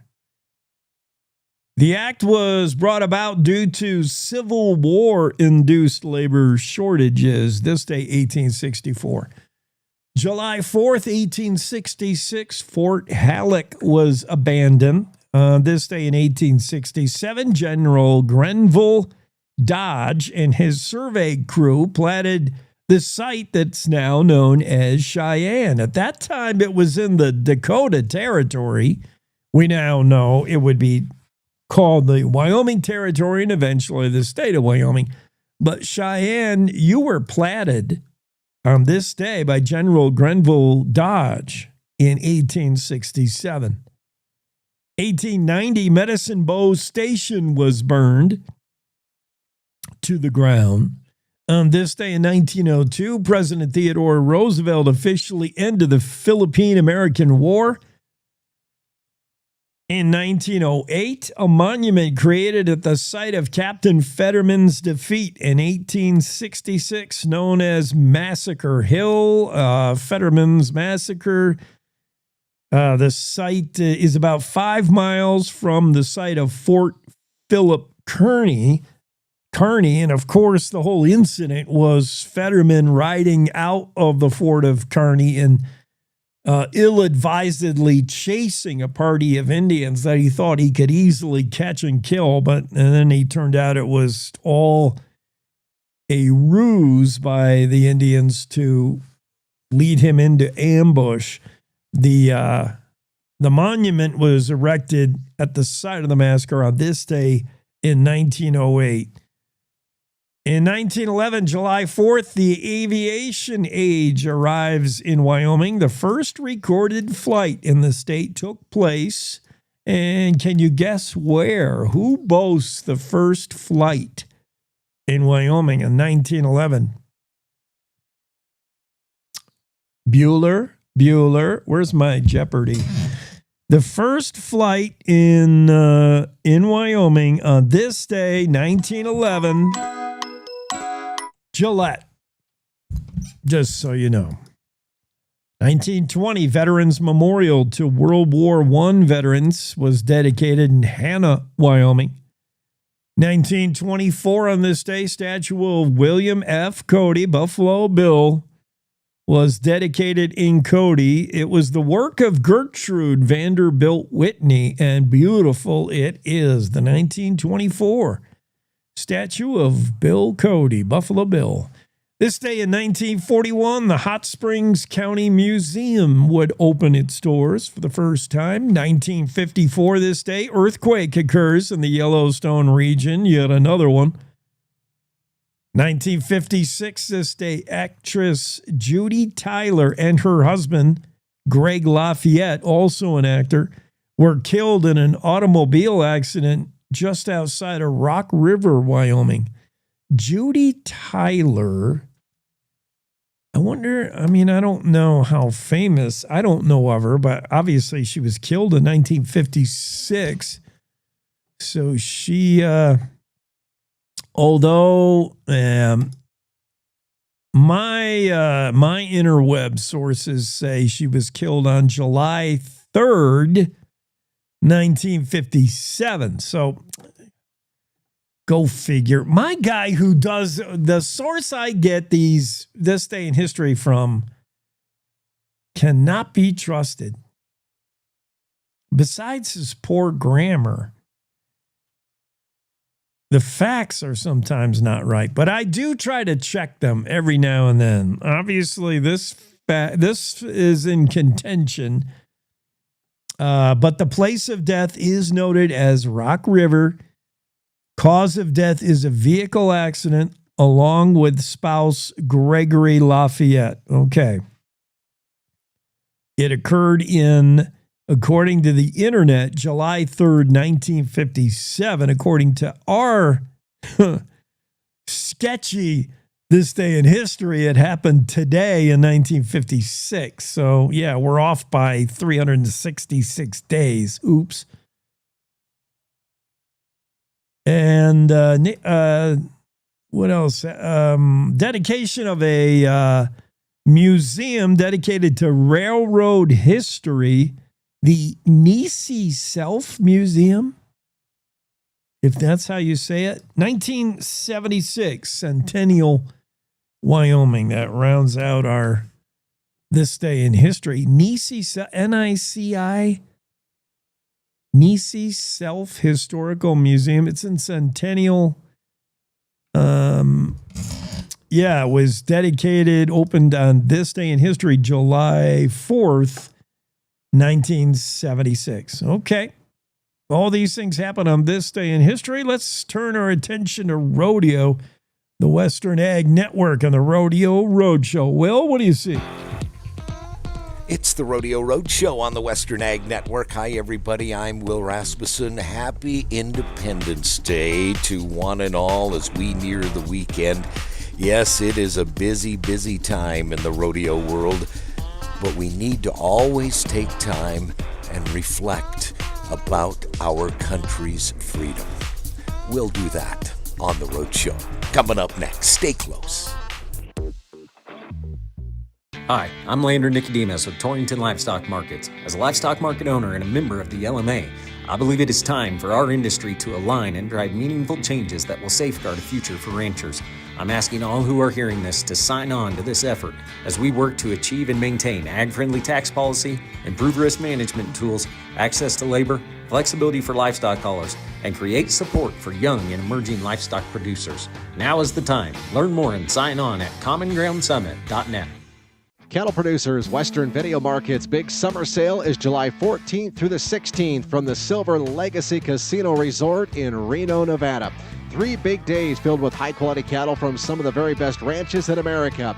It's a great time to be in the cattle business, and Western Video Market's mission has always been to provide its customers and buyers with innovative marketing opportunities. For more information and to watch the sale live, visit WVMCattle.com. You know, I have the greatest job in the world as being a rodeo announcer, and one of my favorite parts of announcing any rodeo is when Old Glory rides into the arena. And I am reminded that it's not just red, white, and blue. It's not just fabric waving in the wind. It's a story. It's a story of us. A banner stitched with courage at Valley Forge, with grit on the trail to the west, with resolve in the trenches and honor in the hearts of all who have served. In this great land, our freedom doesn't ride in on words alone. It rides in on sacrifice. It stands tall in the face of trial, and it waves high over arenas like the one where we are, where we still celebrate tradition, family, and faith. That's our American flag.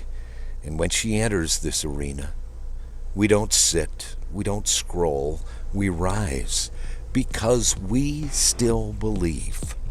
We believe in rodeo. We believe in resilience. And by our God, we believe in America. Happy birthday to the greatest country on God's green earth. Enjoy your weekend. On the Rodeo Roadshow, I'm Will Rasmussen on the Western Ag Network. Yeah, we go from something truly American and Western rodeo to something really American, hot dogs. Yeah, Nathan's famous competitive eating contest takes place today in Coney Island. How many hot dogs can one man eat in, what do they give you, 10 minutes? Yeah, 10 minutes. Competitive eating. Only that, there's nothing more American than that. If you went to some starving third world nation and told them that we have a contest to celebrate the nation's independence by eating as much food as we can in 10 minutes, where they probably eat, some kid in Sudan who's like, I haven't had a meal in a week. You guys eat as much as you can in 10 minutes to celebrate your country. What the? Yeah, it's embarrassing. But fun, right? Joey Chestnut is back. He was barred from competing last year because, do you remember, he signed a deal with Impossible Foods, which is a plant-based meat company. He went vegan. The world's fastest hot dog eater went vegan. It's not a surprise. I did check, and according to Wikipedia, Joey Chestnut is Californian. Well, he was born in Kentucky, but he lives in California. Went to San Jose State. His occupation is listed as competitive eater. Jeez. He's 6'1", 229 pounds. He gives the appearance that he's just a little skinny guy, but he's 6'1", 230. I mean, you can't be a small little guy and pack away the hot dogs like he does.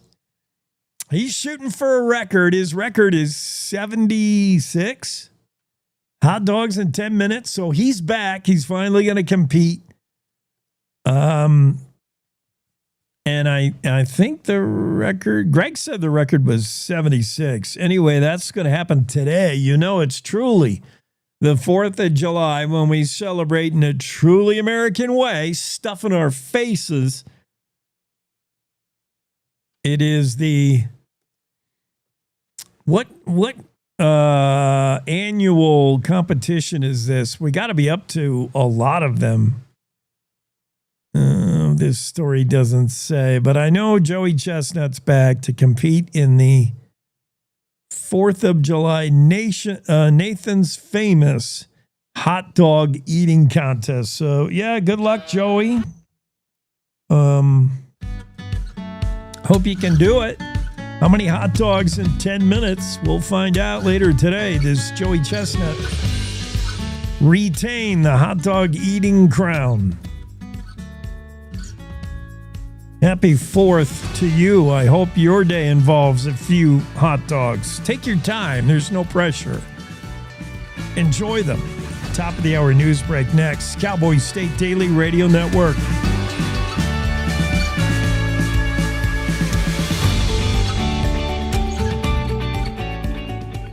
It's time to take a look at what's happening around Wyoming. From the Cowboy State Daily Newsroom, I'm Wendy Core.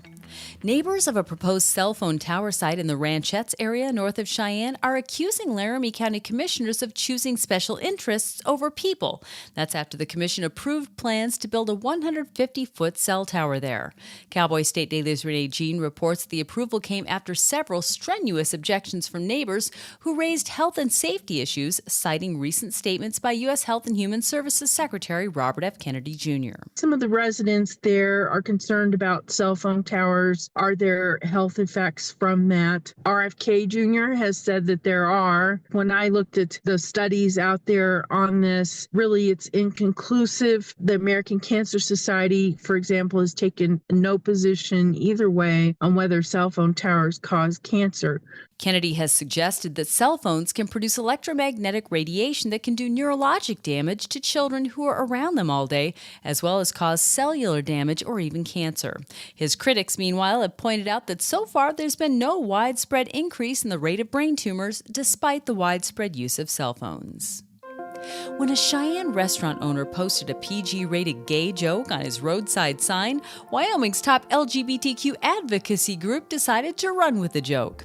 The drive-through letterboard sign at SP's restaurant reads, "What does the gay cowboy say to his horse?" Then a gap precedes the punchline of, "Hey." Cowboy State Daily's Claire McFarland reports that in response, LGBTQ group Wyoming Equality decided to call for more. Talked to Sarah Burlingame, who leads the top LGBTQ advocacy organization in the state. And I'm thinking, gosh, I wonder, is she going to find it offensive? Her organization posted the photo I sent when requesting comments, and they invited more PG-rated dad caliber gay jokes onto their Facebook page, and they cracked some themselves. When I talked to Dan Zwanitzer, longtime Republican lawmaker, former now, but openly gay, married, raising a family, he was actually working on his ranch when I talked to him, and he was like, yeah, that joke's a staple in our family because we work with hay. SB's owner Todd Espinoza said Cowboy State Daily's inquiry was the first time he's been questioned about the joke, adding that most people just laugh or compliment it. He said he hasn't heard any negative response at all. The Casper Police Department believes there may be an arsonist in the city after a series of fires were touched off over a 12-hour period Wednesday evening and early Thursday morning. Cowboy State Daily's Dale Killingbeck reports that between 8 p.m. Wednesday and 8 a.m. Thursday, the Casper Fire Department and other first responders were called to 5 locations with fires. I found one place in an alley behind a fire extinguisher business, and I was told by one of the employees that when he came to work, the grass was smoking all around a gas meter. So instead of pulling out their fire extinguishers because they fill them every day, they called the fire department and 911. Then the fire department showed up and the detectives showed up and took photos, and they said that they were told that the fire department and the police were investigating a series of suspected arsons across the city. No injuries have been reported as a result of the fires, but one incident did result in significant property damage. The department is asking anyone with surveillance video of the fire locations to contact them. I'll be back with more news right after this. Find expert vascular care right here in Wyoming. Wyoming Interventional and Vascular Associates, or WEVA, is a division of Casper Medical Imaging and is home to experienced subspecialized physicians and physician assistants who provide comprehensive services to treat vascular disease.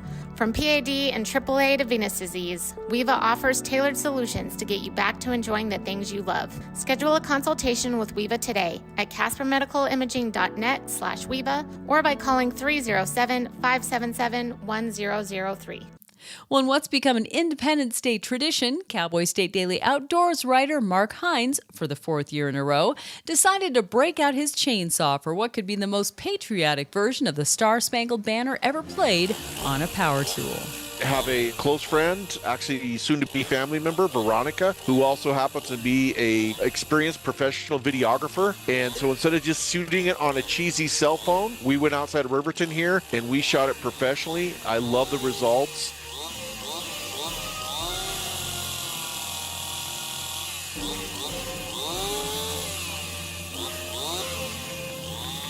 And that's today's news. Get your free digital subscription to Wyoming's only statewide newspaper by clicking on the daily newsletter button at cowboystatedaily.com.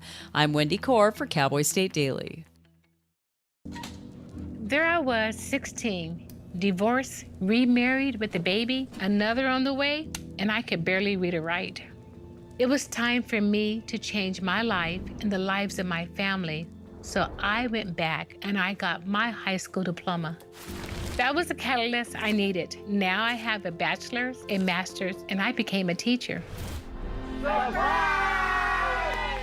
Mom, this is your very first yearbook.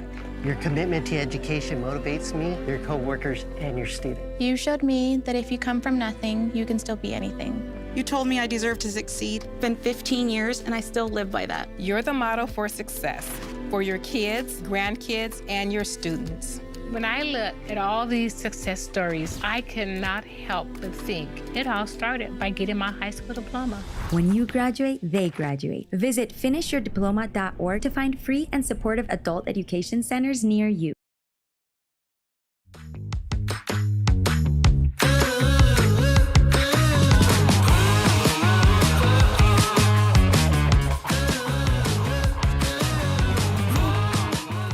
I'm doing my best impression of Joey Chestnut.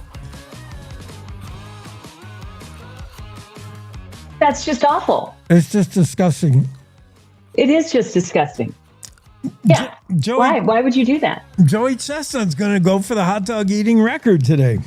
Ah, that's what that's in honor of, an homage to. Okay. come on. He's like, what's more American than shoving hot dogs in your face as fast as you can? That's, sadly, that is very American. Sadly, that's America very American. stands for excess, gluttonous Yes. behavior across the globe. Yes. And it's Sometimes symbolized those by... are the things that, Yeah. Joey's Happy back. 4th of July. Happy 4th. How are you going to celebrate? With it? Hot dogs, firecrackers, what? Nope, none of the above. I'm a vegan, so I don't eat so I don't eat hot dogs and the firecrackers. We might do some fireworks here. We've got a lot of dirt around our place, but I'm going to go in and sing the national anthem at the Cody band shell here, and so take care of that patriotic. Get my patriotic fill there, and sporting the Cowboy State Daily red, white, and blue. So it'll be a good day. I didn't know you were vegan. I am. I know it's not a popular That doesn't position to take. seem very American of you. Well, it's right, exactly. No, it has nothing to do with. I am fully supportive of the cattle industry, fully supportive of all of those things. It just doesn't work for me for my health. So, for me, being a vegan is the way to go. It's better for my body and better for my health. Listen to Wendy backpedal here. Joe Magagna. Joe Magagna. Jim Magagna just texted and saying he's shocked. Sorry, Jim. Yes, I am. Okay. Again, I'm fully supportive of the cattle industry. I love our Wyoming beef. I think if you're going to eat meat, eat Wyoming beef because it is grass-fed. It is Wyoming grown. You're not going to get a better beef product. It just doesn't work for me. Well, Sorry, Jim. Joey Chestnut was banned from competing in the hot dog eating contest, Nathan's, last year because he signed a deal with a vegan hot dog company. And Nathan said, well, the heck with that. You don't want to eat our hot dogs. Interesting. But he's back. Wow. He's back this year. He said he's going to break the record.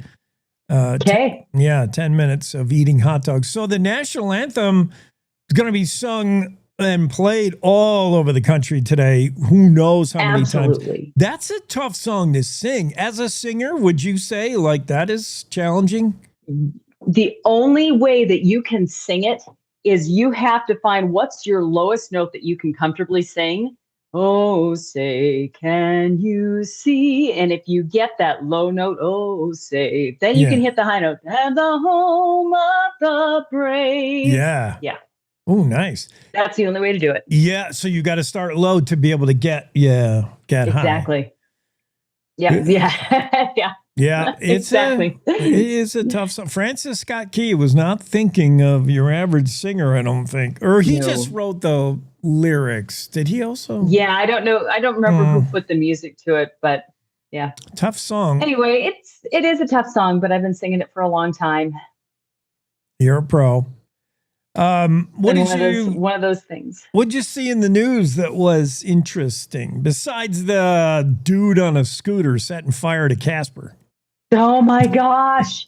I know. And the fact that Dale went to find these places, Dale Killingback, our reporter, went to find these places and he found right around a gas meter. I'm like, this guy had every intention of making big fires. If he was setting fire to areas around gas meters, hello. Naughty. Just think about people could have died, and that's just really frightening. So I hate hearing about that.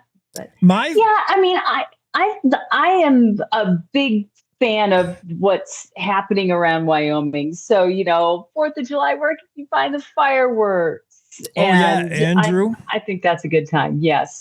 Andrew, listed some places where you might want to celebrate in the Cowboy State. You better get there quick. Get your curbside seat for the parade. Parades are starting like quick here all across the state. They are. And in Cody, there really, truly is no, I'm maybe biased, but this is the truth. There is not a better place to spend the 4th of July than in Cody, Wyoming. Yeah. Bar none, hands down. We've got 3 parades on the 2nd, 3rd, and 4th. and they are huge parades. Plus, we've got the Wild West kind of, I don't know, I don't even remember what they call it now, but we've got basically a street fair. We got food trucks everywhere. There's music all around town. So no matter where you go, at the band shell, at the Silver Dollar, they've got outdoor places throughout the town where there's live music and really great artists, acts as well. So you've got that. You've got the rodeo, PRCA rodeo, 5 nights of rodeo. So it'll end today, 5:00, with the finals of the Cody Stampede. So it's just the best place to do the 4th of July is in Cody. And they've been doing it a long time. Andrew Rossi turned us on to that yesterday with the story. 1898. They took the 1 year off because they were so exhausted. I think they got late start on planning in 1911 or something. They're like, oh crap, we went so big maybe last not year. This year. Yeah. But they've been doing it a long time in Cody, and they do it upright. Boy, that is an American place to be. My favorite story was Claire McFarland's story about the restaurant guy who puts the joke on his. And I just love to hear that maybe we're getting our sense of humor back as a nation. I mean, exactly. Was so exactly. cool. That nobody cares, and that the Wyoming Equality said, bring them on. Those are great. It's like blonde jokes. It's really, if you can get to the place where a gay joke is as funny or as accepted as a blonde joke, we're in the right spot. Yeah.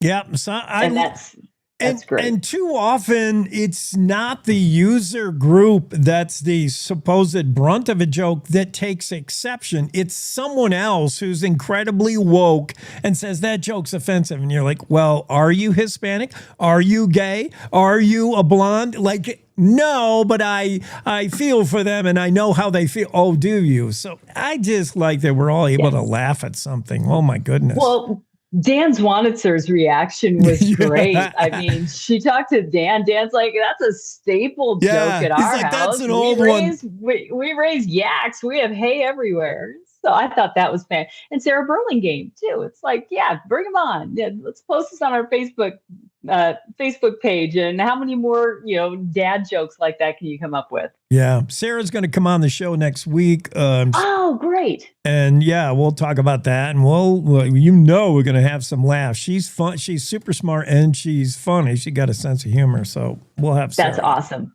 What are you cooking up for a roundup? Oh my gosh, this is going to be so great. All right. So if you have been in a local bookstore lately, there's a really good, it's packaged as a children's book, but it's more than that. It's called A Home for Steamboat, and it's by Casper author Casey Rizloff and illustrator Zach Pullen. Now, they have collaborated before for a couple of award-winning children's books going under the theme of Rowdy Randy, which is a Wyoming horsefly, and just cute books.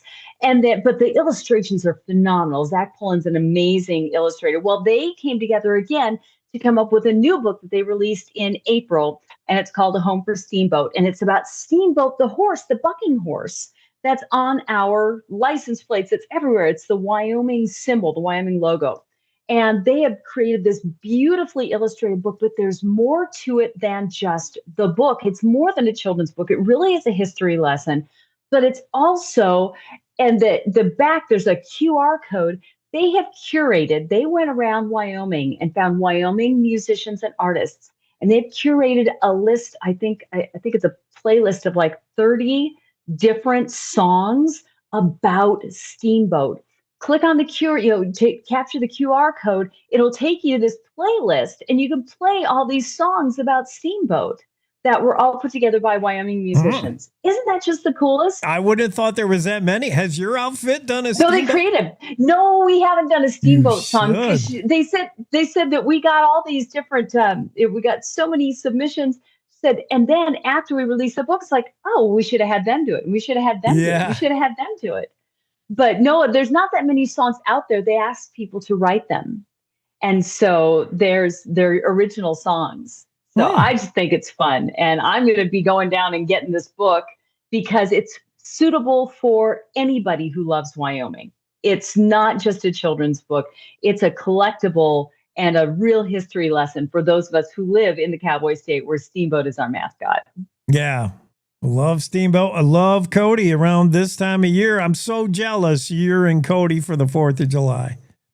It's the place to be, I'm telling you. So except for the parking. Parking is madness. Oh, yeah. Yeah. And so once you get there, you either have to have a bicycle or you're on foot. Cody's not that. I mean, you can get around all the things you need to get to. Not too bad. It's just like finding the parking is going to be the trick. Yeah. But it's great. It's a happy 4th of July, folks. Happy 4th to you. Watch the hot dog consumption. Keep it within reason. And have a safe, enjoyable 4th. All right. You all have a great day. Jake, happy 4th. Thank you. Wendy Core on the show, Cowboy State Daily. Is Wendy Core. She's going to do 4th up in Park County in Cody, where they do the 4th 5 times. 5 rodeos, 3 parades. They've been partying days ago, man.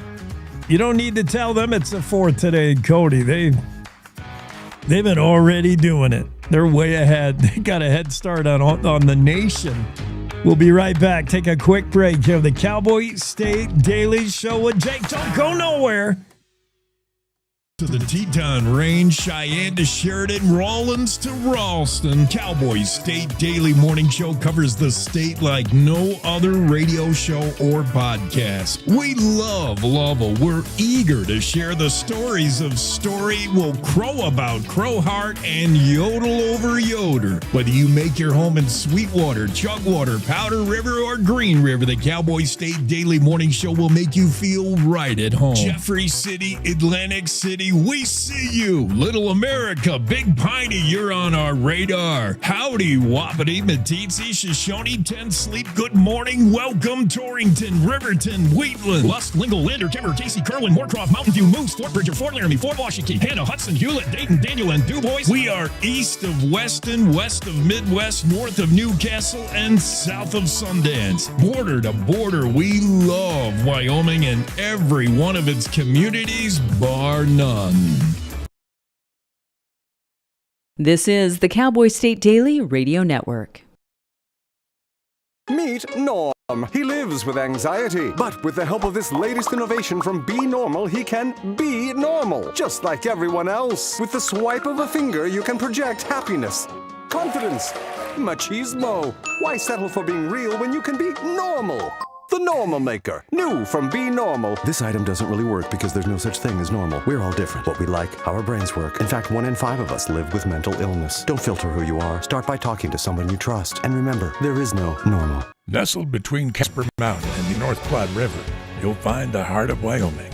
With a bustling downtown centered around our outdoor haven, Casper is for adventurers, freedom seekers, and rule breakers who find beauty off the beaten path. So if touchable history, a vibrant community, and uninterrupted outdoor recreation define your travel itinerary, allow us to welcome you to the one and only Casper, Wyoming. Plan your trip at visitcasper.com. I think I finally found. Hey, how you doing? Hey, Mason. Hey, Mason.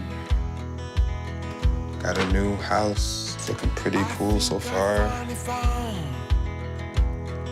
A place that I call home. I'm teaching Louise how to cook some lasagna. It only takes a spark to make a fire start.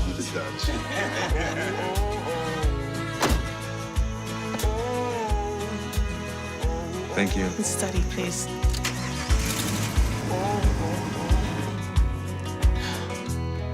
I think I finally found a place to make my own. A place that I call home.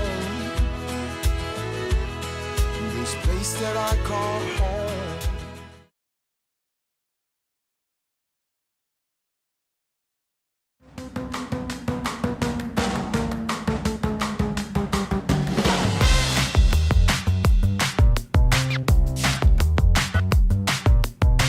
Come here, Waylon. Come on, Waylon. Get up here. Let's say hi to up. We're going to talk to John Baggett, your buddy Bags. There's Waylon. How many hot dogs could Waylon eat in 10 minutes? Ooh, man, I don't know. He'd like to find out, wouldn't he? Yeah. I don't know what kind of mess we'd have after that, but yeah. How are you, buddy? I'm good. Happy 4th of July to my buddy Jake. Happy 4th to you. Do you feel 249 years old? You know how we're we're celebrating 250 years in the White House next year? Trump wants to have a UFC fight on the lawn of the White House. Yes. How American is that, man? Oh, that's some macho stuff right there. Some people are going to hate it. Yeah. And other people are going to love it. And Yeah. I got to tell you, I like literally virtually every contact sport. I've got some kind of psychological issue that way. You name it, if it's contact. I mean, if a couple of old ladies were wrestling, they were competitive. You'd pay to see it. Yeah. I'm sorry. It's that's who I am. I got $5 on the geezer with the garter hose. Yeah, I got. Put that on the front lawn of the White House. Come on, man. Yeah, that might be fun. Well, I'm glad to see Joey Chestnut is back after a 1-year ban. He went vegan for a year, and he came to his senses, and he's going to eat hot dogs at Coney Island. Yeah, I remember when he went vegan for a year. That's the first time I ever thought about it. Well, maybe he's got something there. And then less than a year later, he was back to snarfing meat hot dogs. So yeah, 16 times he's worn the mustard yellow belt. 76 hot dogs is his record in 10 minutes. He did that in 2021, but what's the over under on it? How long he's going to live? Yeah, what his life expectancy is. Good what is that? point. Yeah, I don't know, man. But there's some, like, remember George Burns? And he smoked cigars all the time, every day. And he said he drank. He had like a whiskey or something every day, and he lived to 100. Like George and Gracie, the old radio guy, George and Gracie show. Yeah, I mean, there's people that can live like that and eat like that and smoke like that, and they're going Centurion anyway, or whatever. You never know. You never know. Well, let's hope we're going to make it a couple more years. But 250 for the US of A.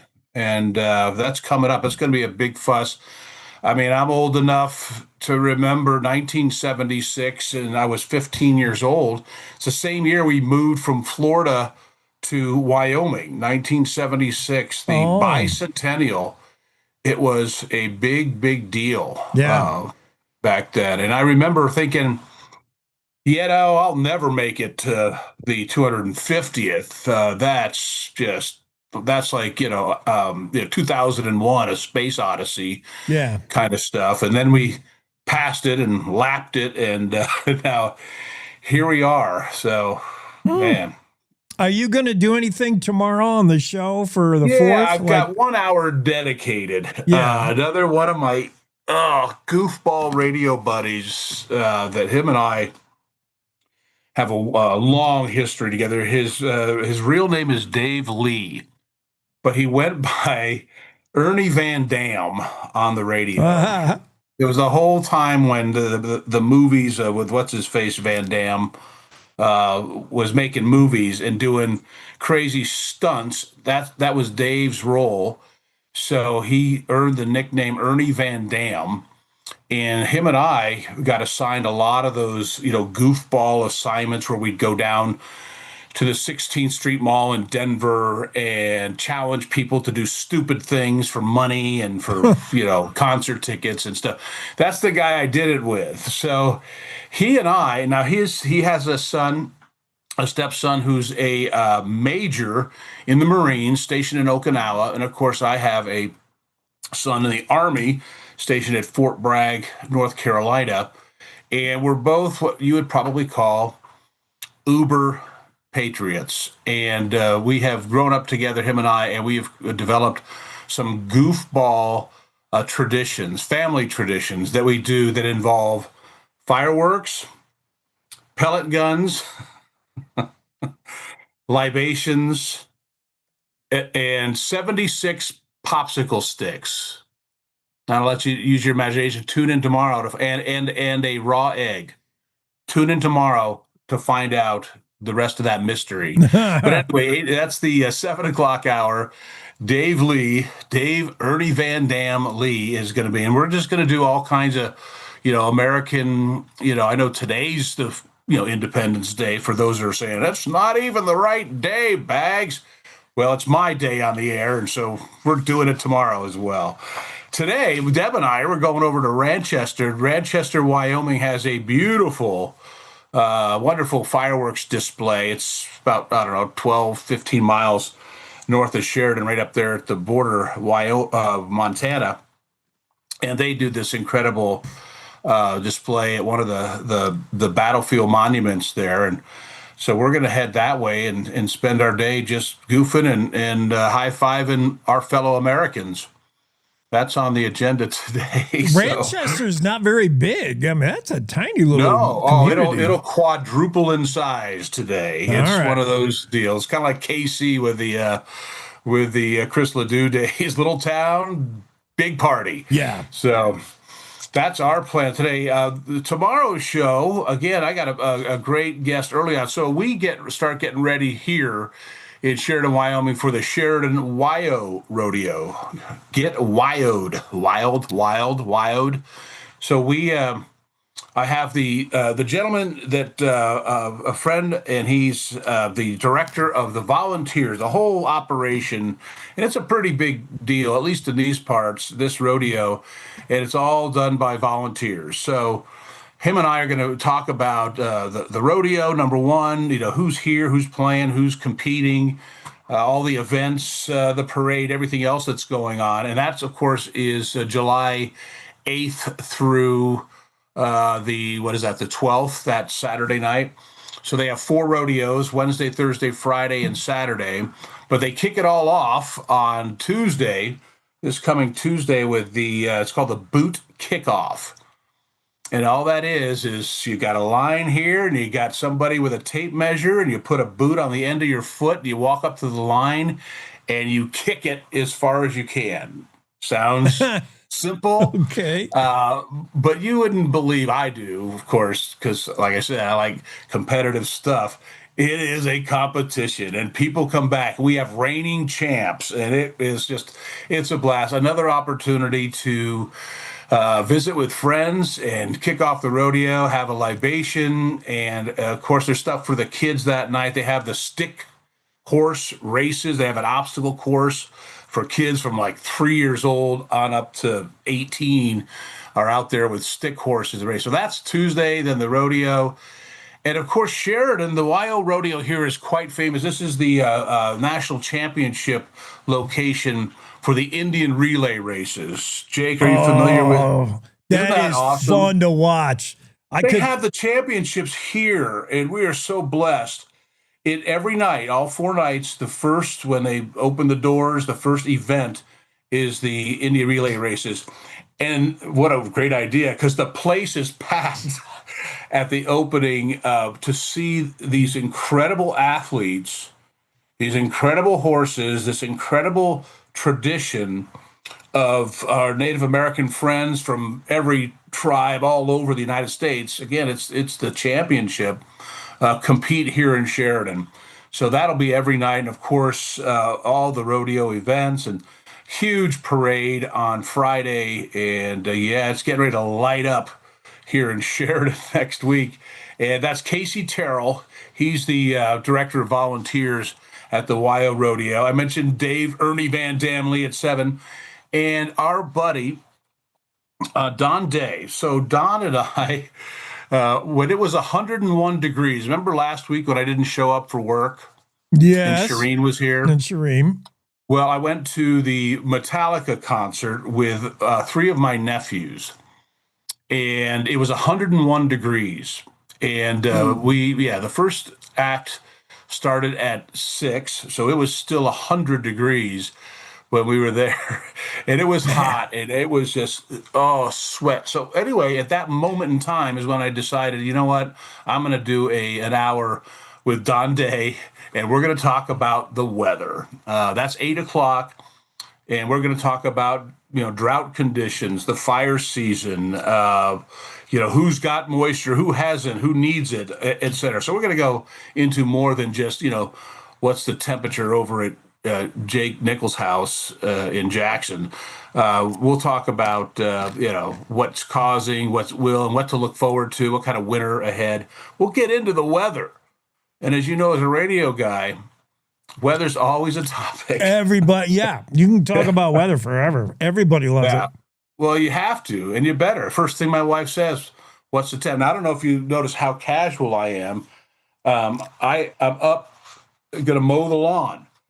So first thing I do is look at, trying to beat the heat and get on Jake's show before it goes, to 90 degrees and get that lawn mowed so we can have the rest of the weekend off. And then finally, in the 9 o'clock hour, it's, Sheridan, Wyoming. People probably like ad nauseum hearing from Bags talk about Sheridan. This is where I live, folks. And our mayor, Mayor Richard Bridger, is going to come on in the 9 o'clock hour live from my little home studio here. We're going to have, Sheridan royalty. Mayor Bridger is going to be here. And we're just going to talk about this town, its growth, the changes, the industry that has been drawn here. We talked about a couple weeks ago, we had the COO of Weatherby. They've got their plant, their manufacturing, their world headquarters are here. Vacutech is a big operation here, etc. So Sheridan is growing and changing, at the same time desperately trying to keep its Western lifestyle, cowboy disposition about it, because Cowboy is still king here, and it's a balancing act.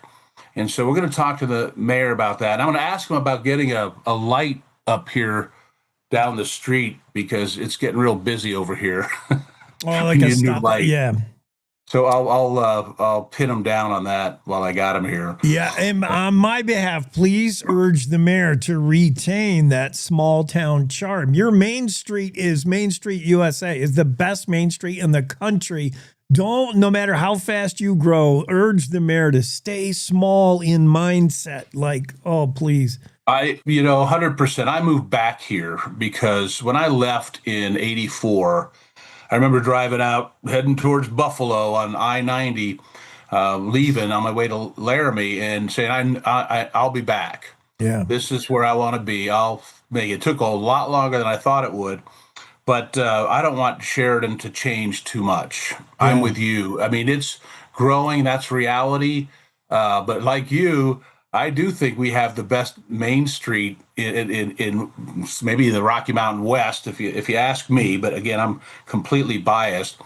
And as a matter of fact, next week they'll block off a bunch of that Main Street on Saturday night with live music at like 4 different places up and down Main Street. So if you haven't been to Sheridan, Wyoming during WYO Rodeo Week, it is a hoot. It's a hoot nanny for sure. Sounds like the place to be. Cool. You bet. How about you? What's on tap? What are you doing? Any explosives? You got anything? No, I really don't do the fireworks. I'm not a big fireworks guy. Only concern I have about fireworks, I mean, it's in the Constitution about blowing stuff up on the 4th of July, if I recall. But anyway, is the animals. Yeah. I have concerns. We're going to have, Waylon with us. I won't leave him at home. I know he's going to be afraid anyway with us because we're going to be, close. But he's also a hunting dog, so he's got, shotguns going off right over his head. But it does concern me. That's my primary concern. Yo-yos that, blow off their little finger if they're stupid enough to be unsafe like that. That's one thing. But the animals, it does concern me. And I would just ask folks to have that in mind as you're doing things. If you have a safe place for your animals away from, if you can, just think about it, and certainly don't let off fireworks in their vicinity if you don't have to. That's a good reminder. Put the dogs away, leave some music or the TV on in a room. And yeah, they don't like fireworks. They hate it. Yeah, they can't figure it out. And yeah. What the heck? Waylon, you going to be all right? Waylon, he said he'll be all right. Waylon will be all right. I'm going to eat hot dogs to celebrate the 4th. Me and Joey. Are you going to, challenge yourself? And no, I'll take my time with it. I'm not. I think that's one of the silliest and stupidest traditions. I'm sorry. I know. And I'm a tradition guy. I like all the, but that one, I don't even watch it when it comes on the news. I don't want to hear about it because I'm overweight. I'm not going to show you for sure, but I'm overweight, so it's an issue for me anyway.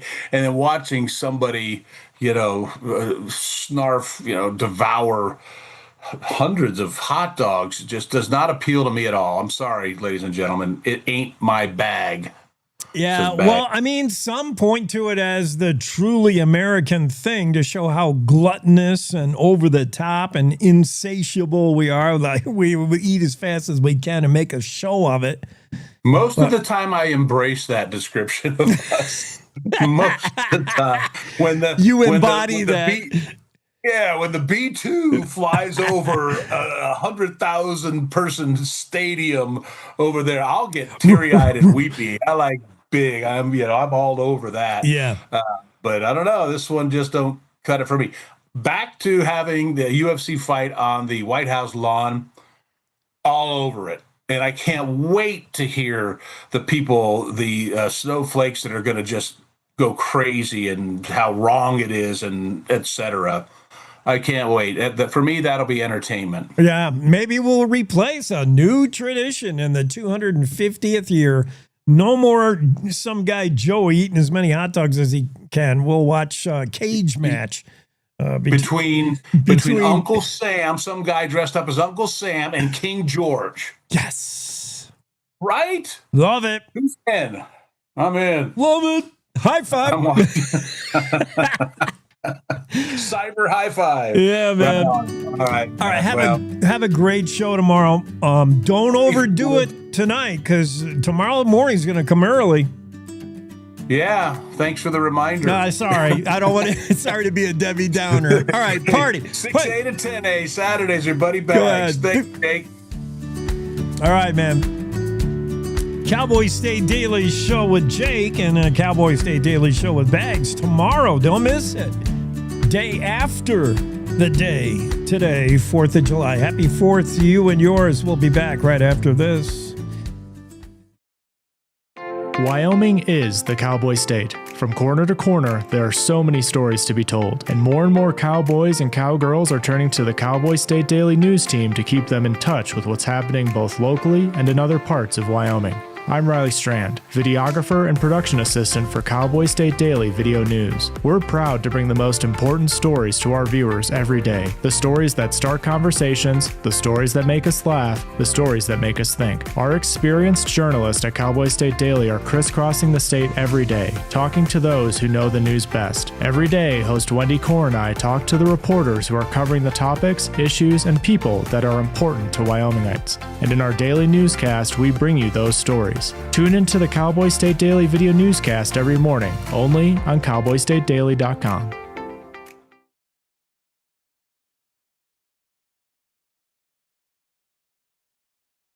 You're listening to the Cowboy State Daily Radio Network. Wyoming is a place of unlimited potential, a place that inspires us to dream. Since 2014, Wyo Lotto has given back over $180 million to our great state through transfers, winnings, commissions, and more. Dollars that have gone directly into your cities, towns, and counties. Dollars that have changed lives and set dreams in motion. Thank you, Wyoming, for a legendary 10 years. We can't wait to dream up what's next.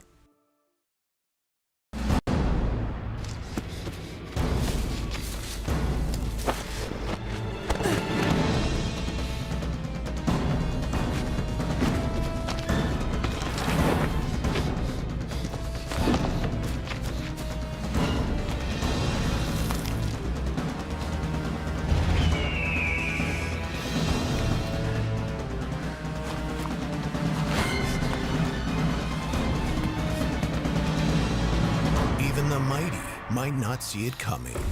It's prediabetes, and it captures 1 in 3 adults. You may not even know you have it, but you can escape.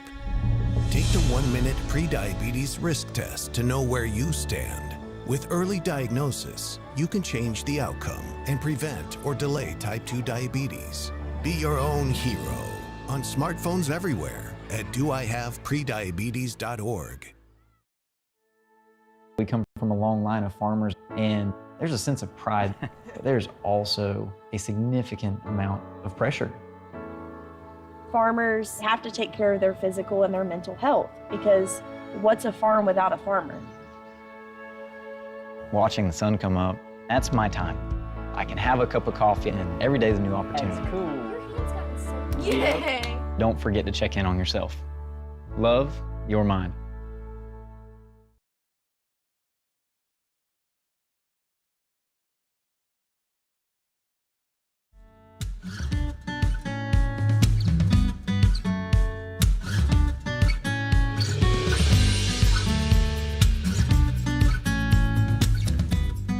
So Bags and I were talking a moment ago about this harebrained notion. I say harebrained because it's crazy, but it doesn't mean I don't want it to happen. Yesterday, President Trump was in Iowa, and that's when he dropped news that he was thinking about celebrating the United States' 250th birthday next year, 2026, with the idea of having a UFC fight on the grounds of the White House. On the White House lawn, he's just going to have UFC fighting to celebrate America. I love it. He said, we're going to have a UFC fight. Think of this. I love how Trump, in his quotes, whenever he's speaking, when he types something and posts it on X or Truth Social, it usually makes a little more sense. When he's quoted talking, you can hear how he constantly shifts gears. His mind is like, we're going to have a UFC fight. Think of this. On the grounds of the White House, we got a lot of land there. We're going to build. We're not. This is the actual quote. We're going to build. We're not. Dana's going to do it. Dana's great. One of a kind. Dana's beautiful. Dana meaning his buddy Dana White, who's the UFC guy. I don't know. Maybe his name is Dana. I forget what he calls himself. We're going to have a UFC fight, championship fight, full fight. Like 25,000 people going to come to the White House to watch two guys beat the snot out of each other. God bless America. Yeah, that's the plan. Next year.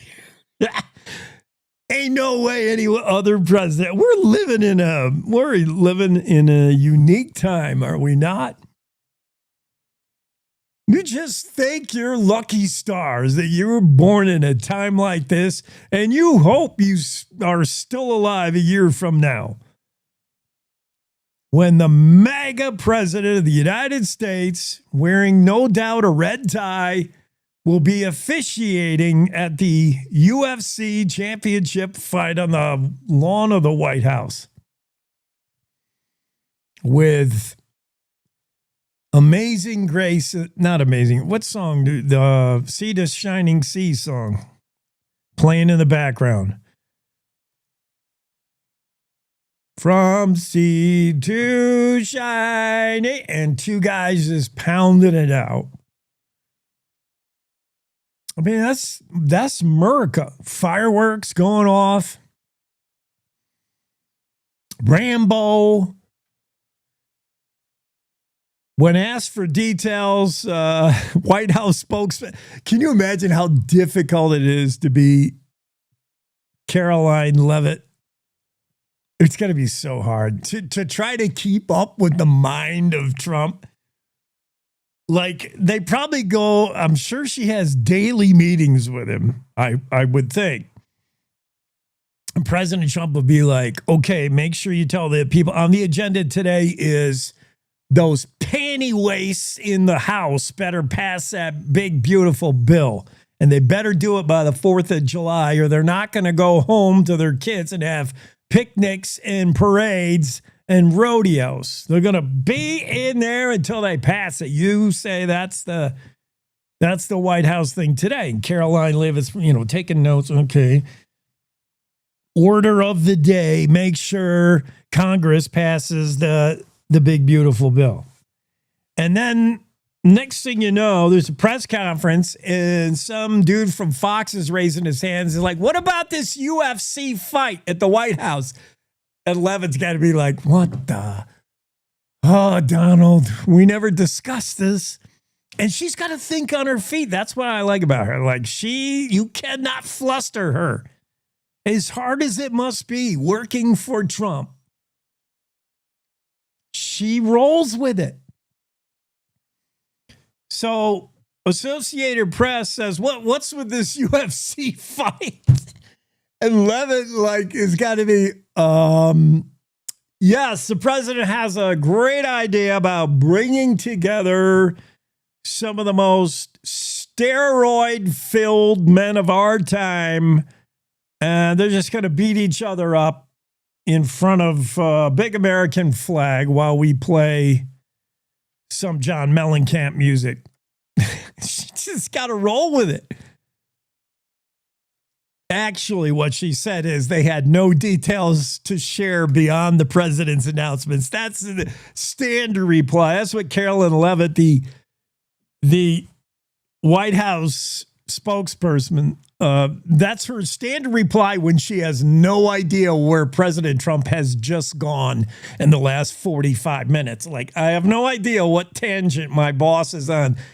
Associated Press, we have a question. What about the UFC fight on the White House lawn? And Levitt's like, I have nothing to add beyond what President Trump said. In other words, I have to go convene with the boss because this must be a new idea I'm not aware of. That's a tough job, really. Gavin Newsom wants to bring motion pictures back to Hollywood. The industry is not doing well, if you haven't noticed. And somehow this is government's fault, or it's government's job to fix. This is the thinking, certainly, of liberals, Democrats, and Californians.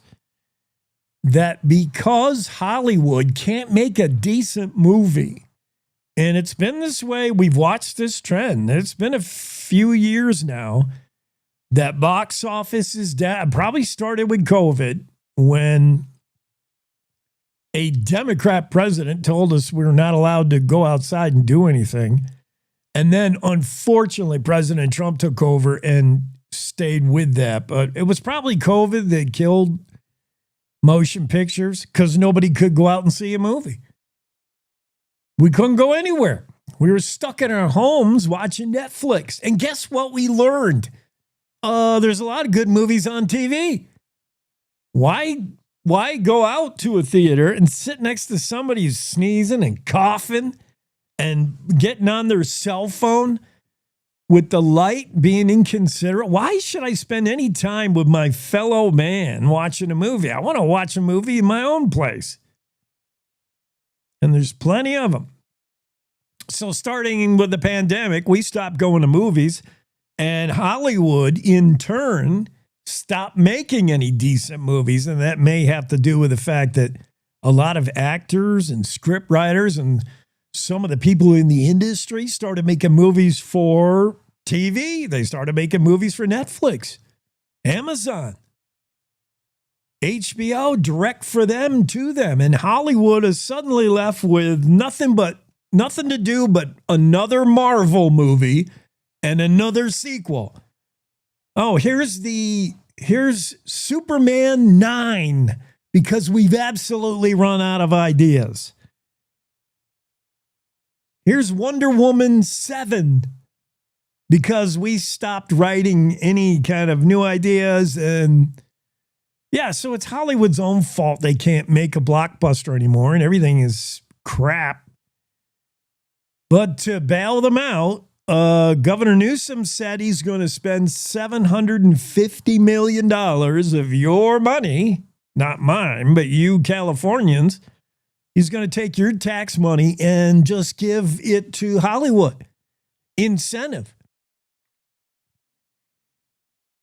Governor Gavin Newsom's proposal would lift incentives, increase incentives for film and TV projects from $330 million to $700 million annually. You're on your way to spending $1 billion, giving it to the film industry to ask them to make more films. Let the free market take its course. If Hollywood wants to make films in California, in Burbank, in the Ranch Lot Studios, if they want to make film and TV there, they will. And if it works and we go buy it and watch it and spend our money on it, then it works. But to artificially prop it up with $750 million of tax money, that's just, that's government intervention. Newsom said the world we invented now is competing against us. I'm not sure what that means. The world we invented? Who's we and how did we invent the world? The world does what it wants. He said he reeled off a list of competitors. He said filmmakers can do their thing in Toronto, Vancouver, New Zealand, United Kingdom, Georgia, Louisiana, Texas.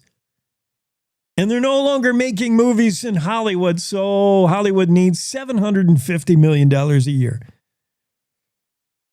Okay. What else? Sean Berry's story about the Wyoming delegation. They're pretty happy this is finally over, the whole big, beautiful bill thing. The House passed this surprisingly easily and surprisingly fast, proving that even Democrats enjoy a parade. They wanted to get home.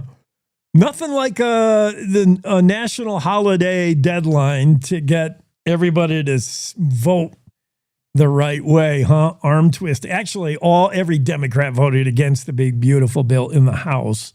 And even a couple of Republicans. We got our eye on you two. I'll tell you who they are as soon as I can find it in my own story. Sean Berry, Cowboy State Daily Washington correspondent, had the story about the passage in the House of the BBB, the big, beautiful bill, on the 3rd of July. The vote went 218 to 214. Last time it was in the House, it was a one vote. It was that close, one vote.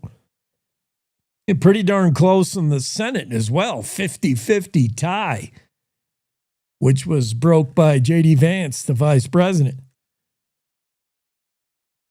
In the case of the House, the first time they saw it pass by one vote, went to the Senate, got changed significantly, came back to the House, and they rallied behind it pretty quickly, considering they were told don't make any plans for the 4th until you get this done. 2 House Republicans voted against the bill, flipped. They are Representatives Thomas Massey of Kentucky and Brian Fitzpatrick of Pennsylvania, otherwise known as 2 guys looking for a new line of work when their term ends.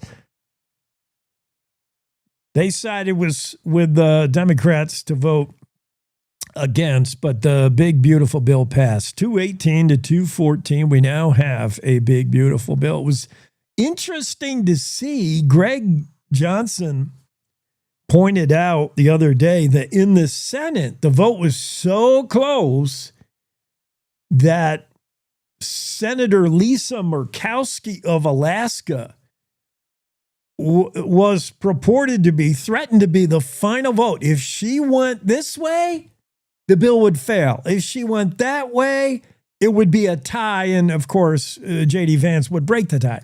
So it was her vote. It all came down 100 senators, and it came down to one. Lisa from Alaska. And boy, did she play that card. She had a little stare down with Trump. Or who leads the vote in the Senate? Is that Barrasso's job? Who's the floor dude? I don't know, but she had a stare down with somebody, and she said, well, my vote is suddenly the difference maker. And she ended up getting what they call the Kodiak kickback. She said, I'll vote for this big, beautiful bill, but my state needs a few things. 11th hour sweeteners for Alaska included the bill would prevent a tax hike on every Alaskan. They were facing $2,380 tax hike on every Alaskan. She got that killed. 25% tax increase on over 58,000 of Alaska's small businesses. She got that killed. And she got a few other things for her state. Good for her. I mean, that's how you play the game. And if it turns out you find yourself in the seat, the deciding vote, yeah, I would parlay that. I would leverage that till tomorrow. And she did and got what she wanted for Alaska. After all, it is Alaska. It's barely America. It's kind of half Russia, half Canada. Alaska? Is that still ours? No, but good for Lisa. The House took up the bill beginning 1:30 in the morning, Wyoming time, Thursday. And it was led off. So it's the middle of the night. They start talking about it in the House. And before they can vote, Democrat leader Hakeem Jeffries of New York gets up and speaks for 8 hours in like a filibuster thing.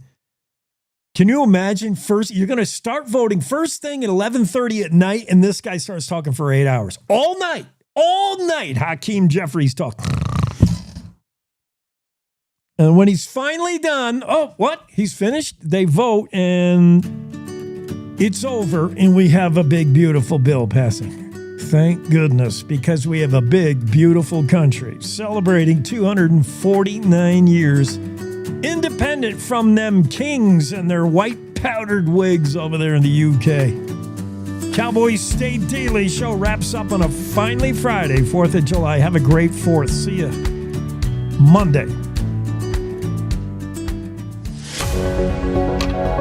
Good morning. This is the Cowboy State Daily Morning Show with Jake. The new way Wyoming wakes up.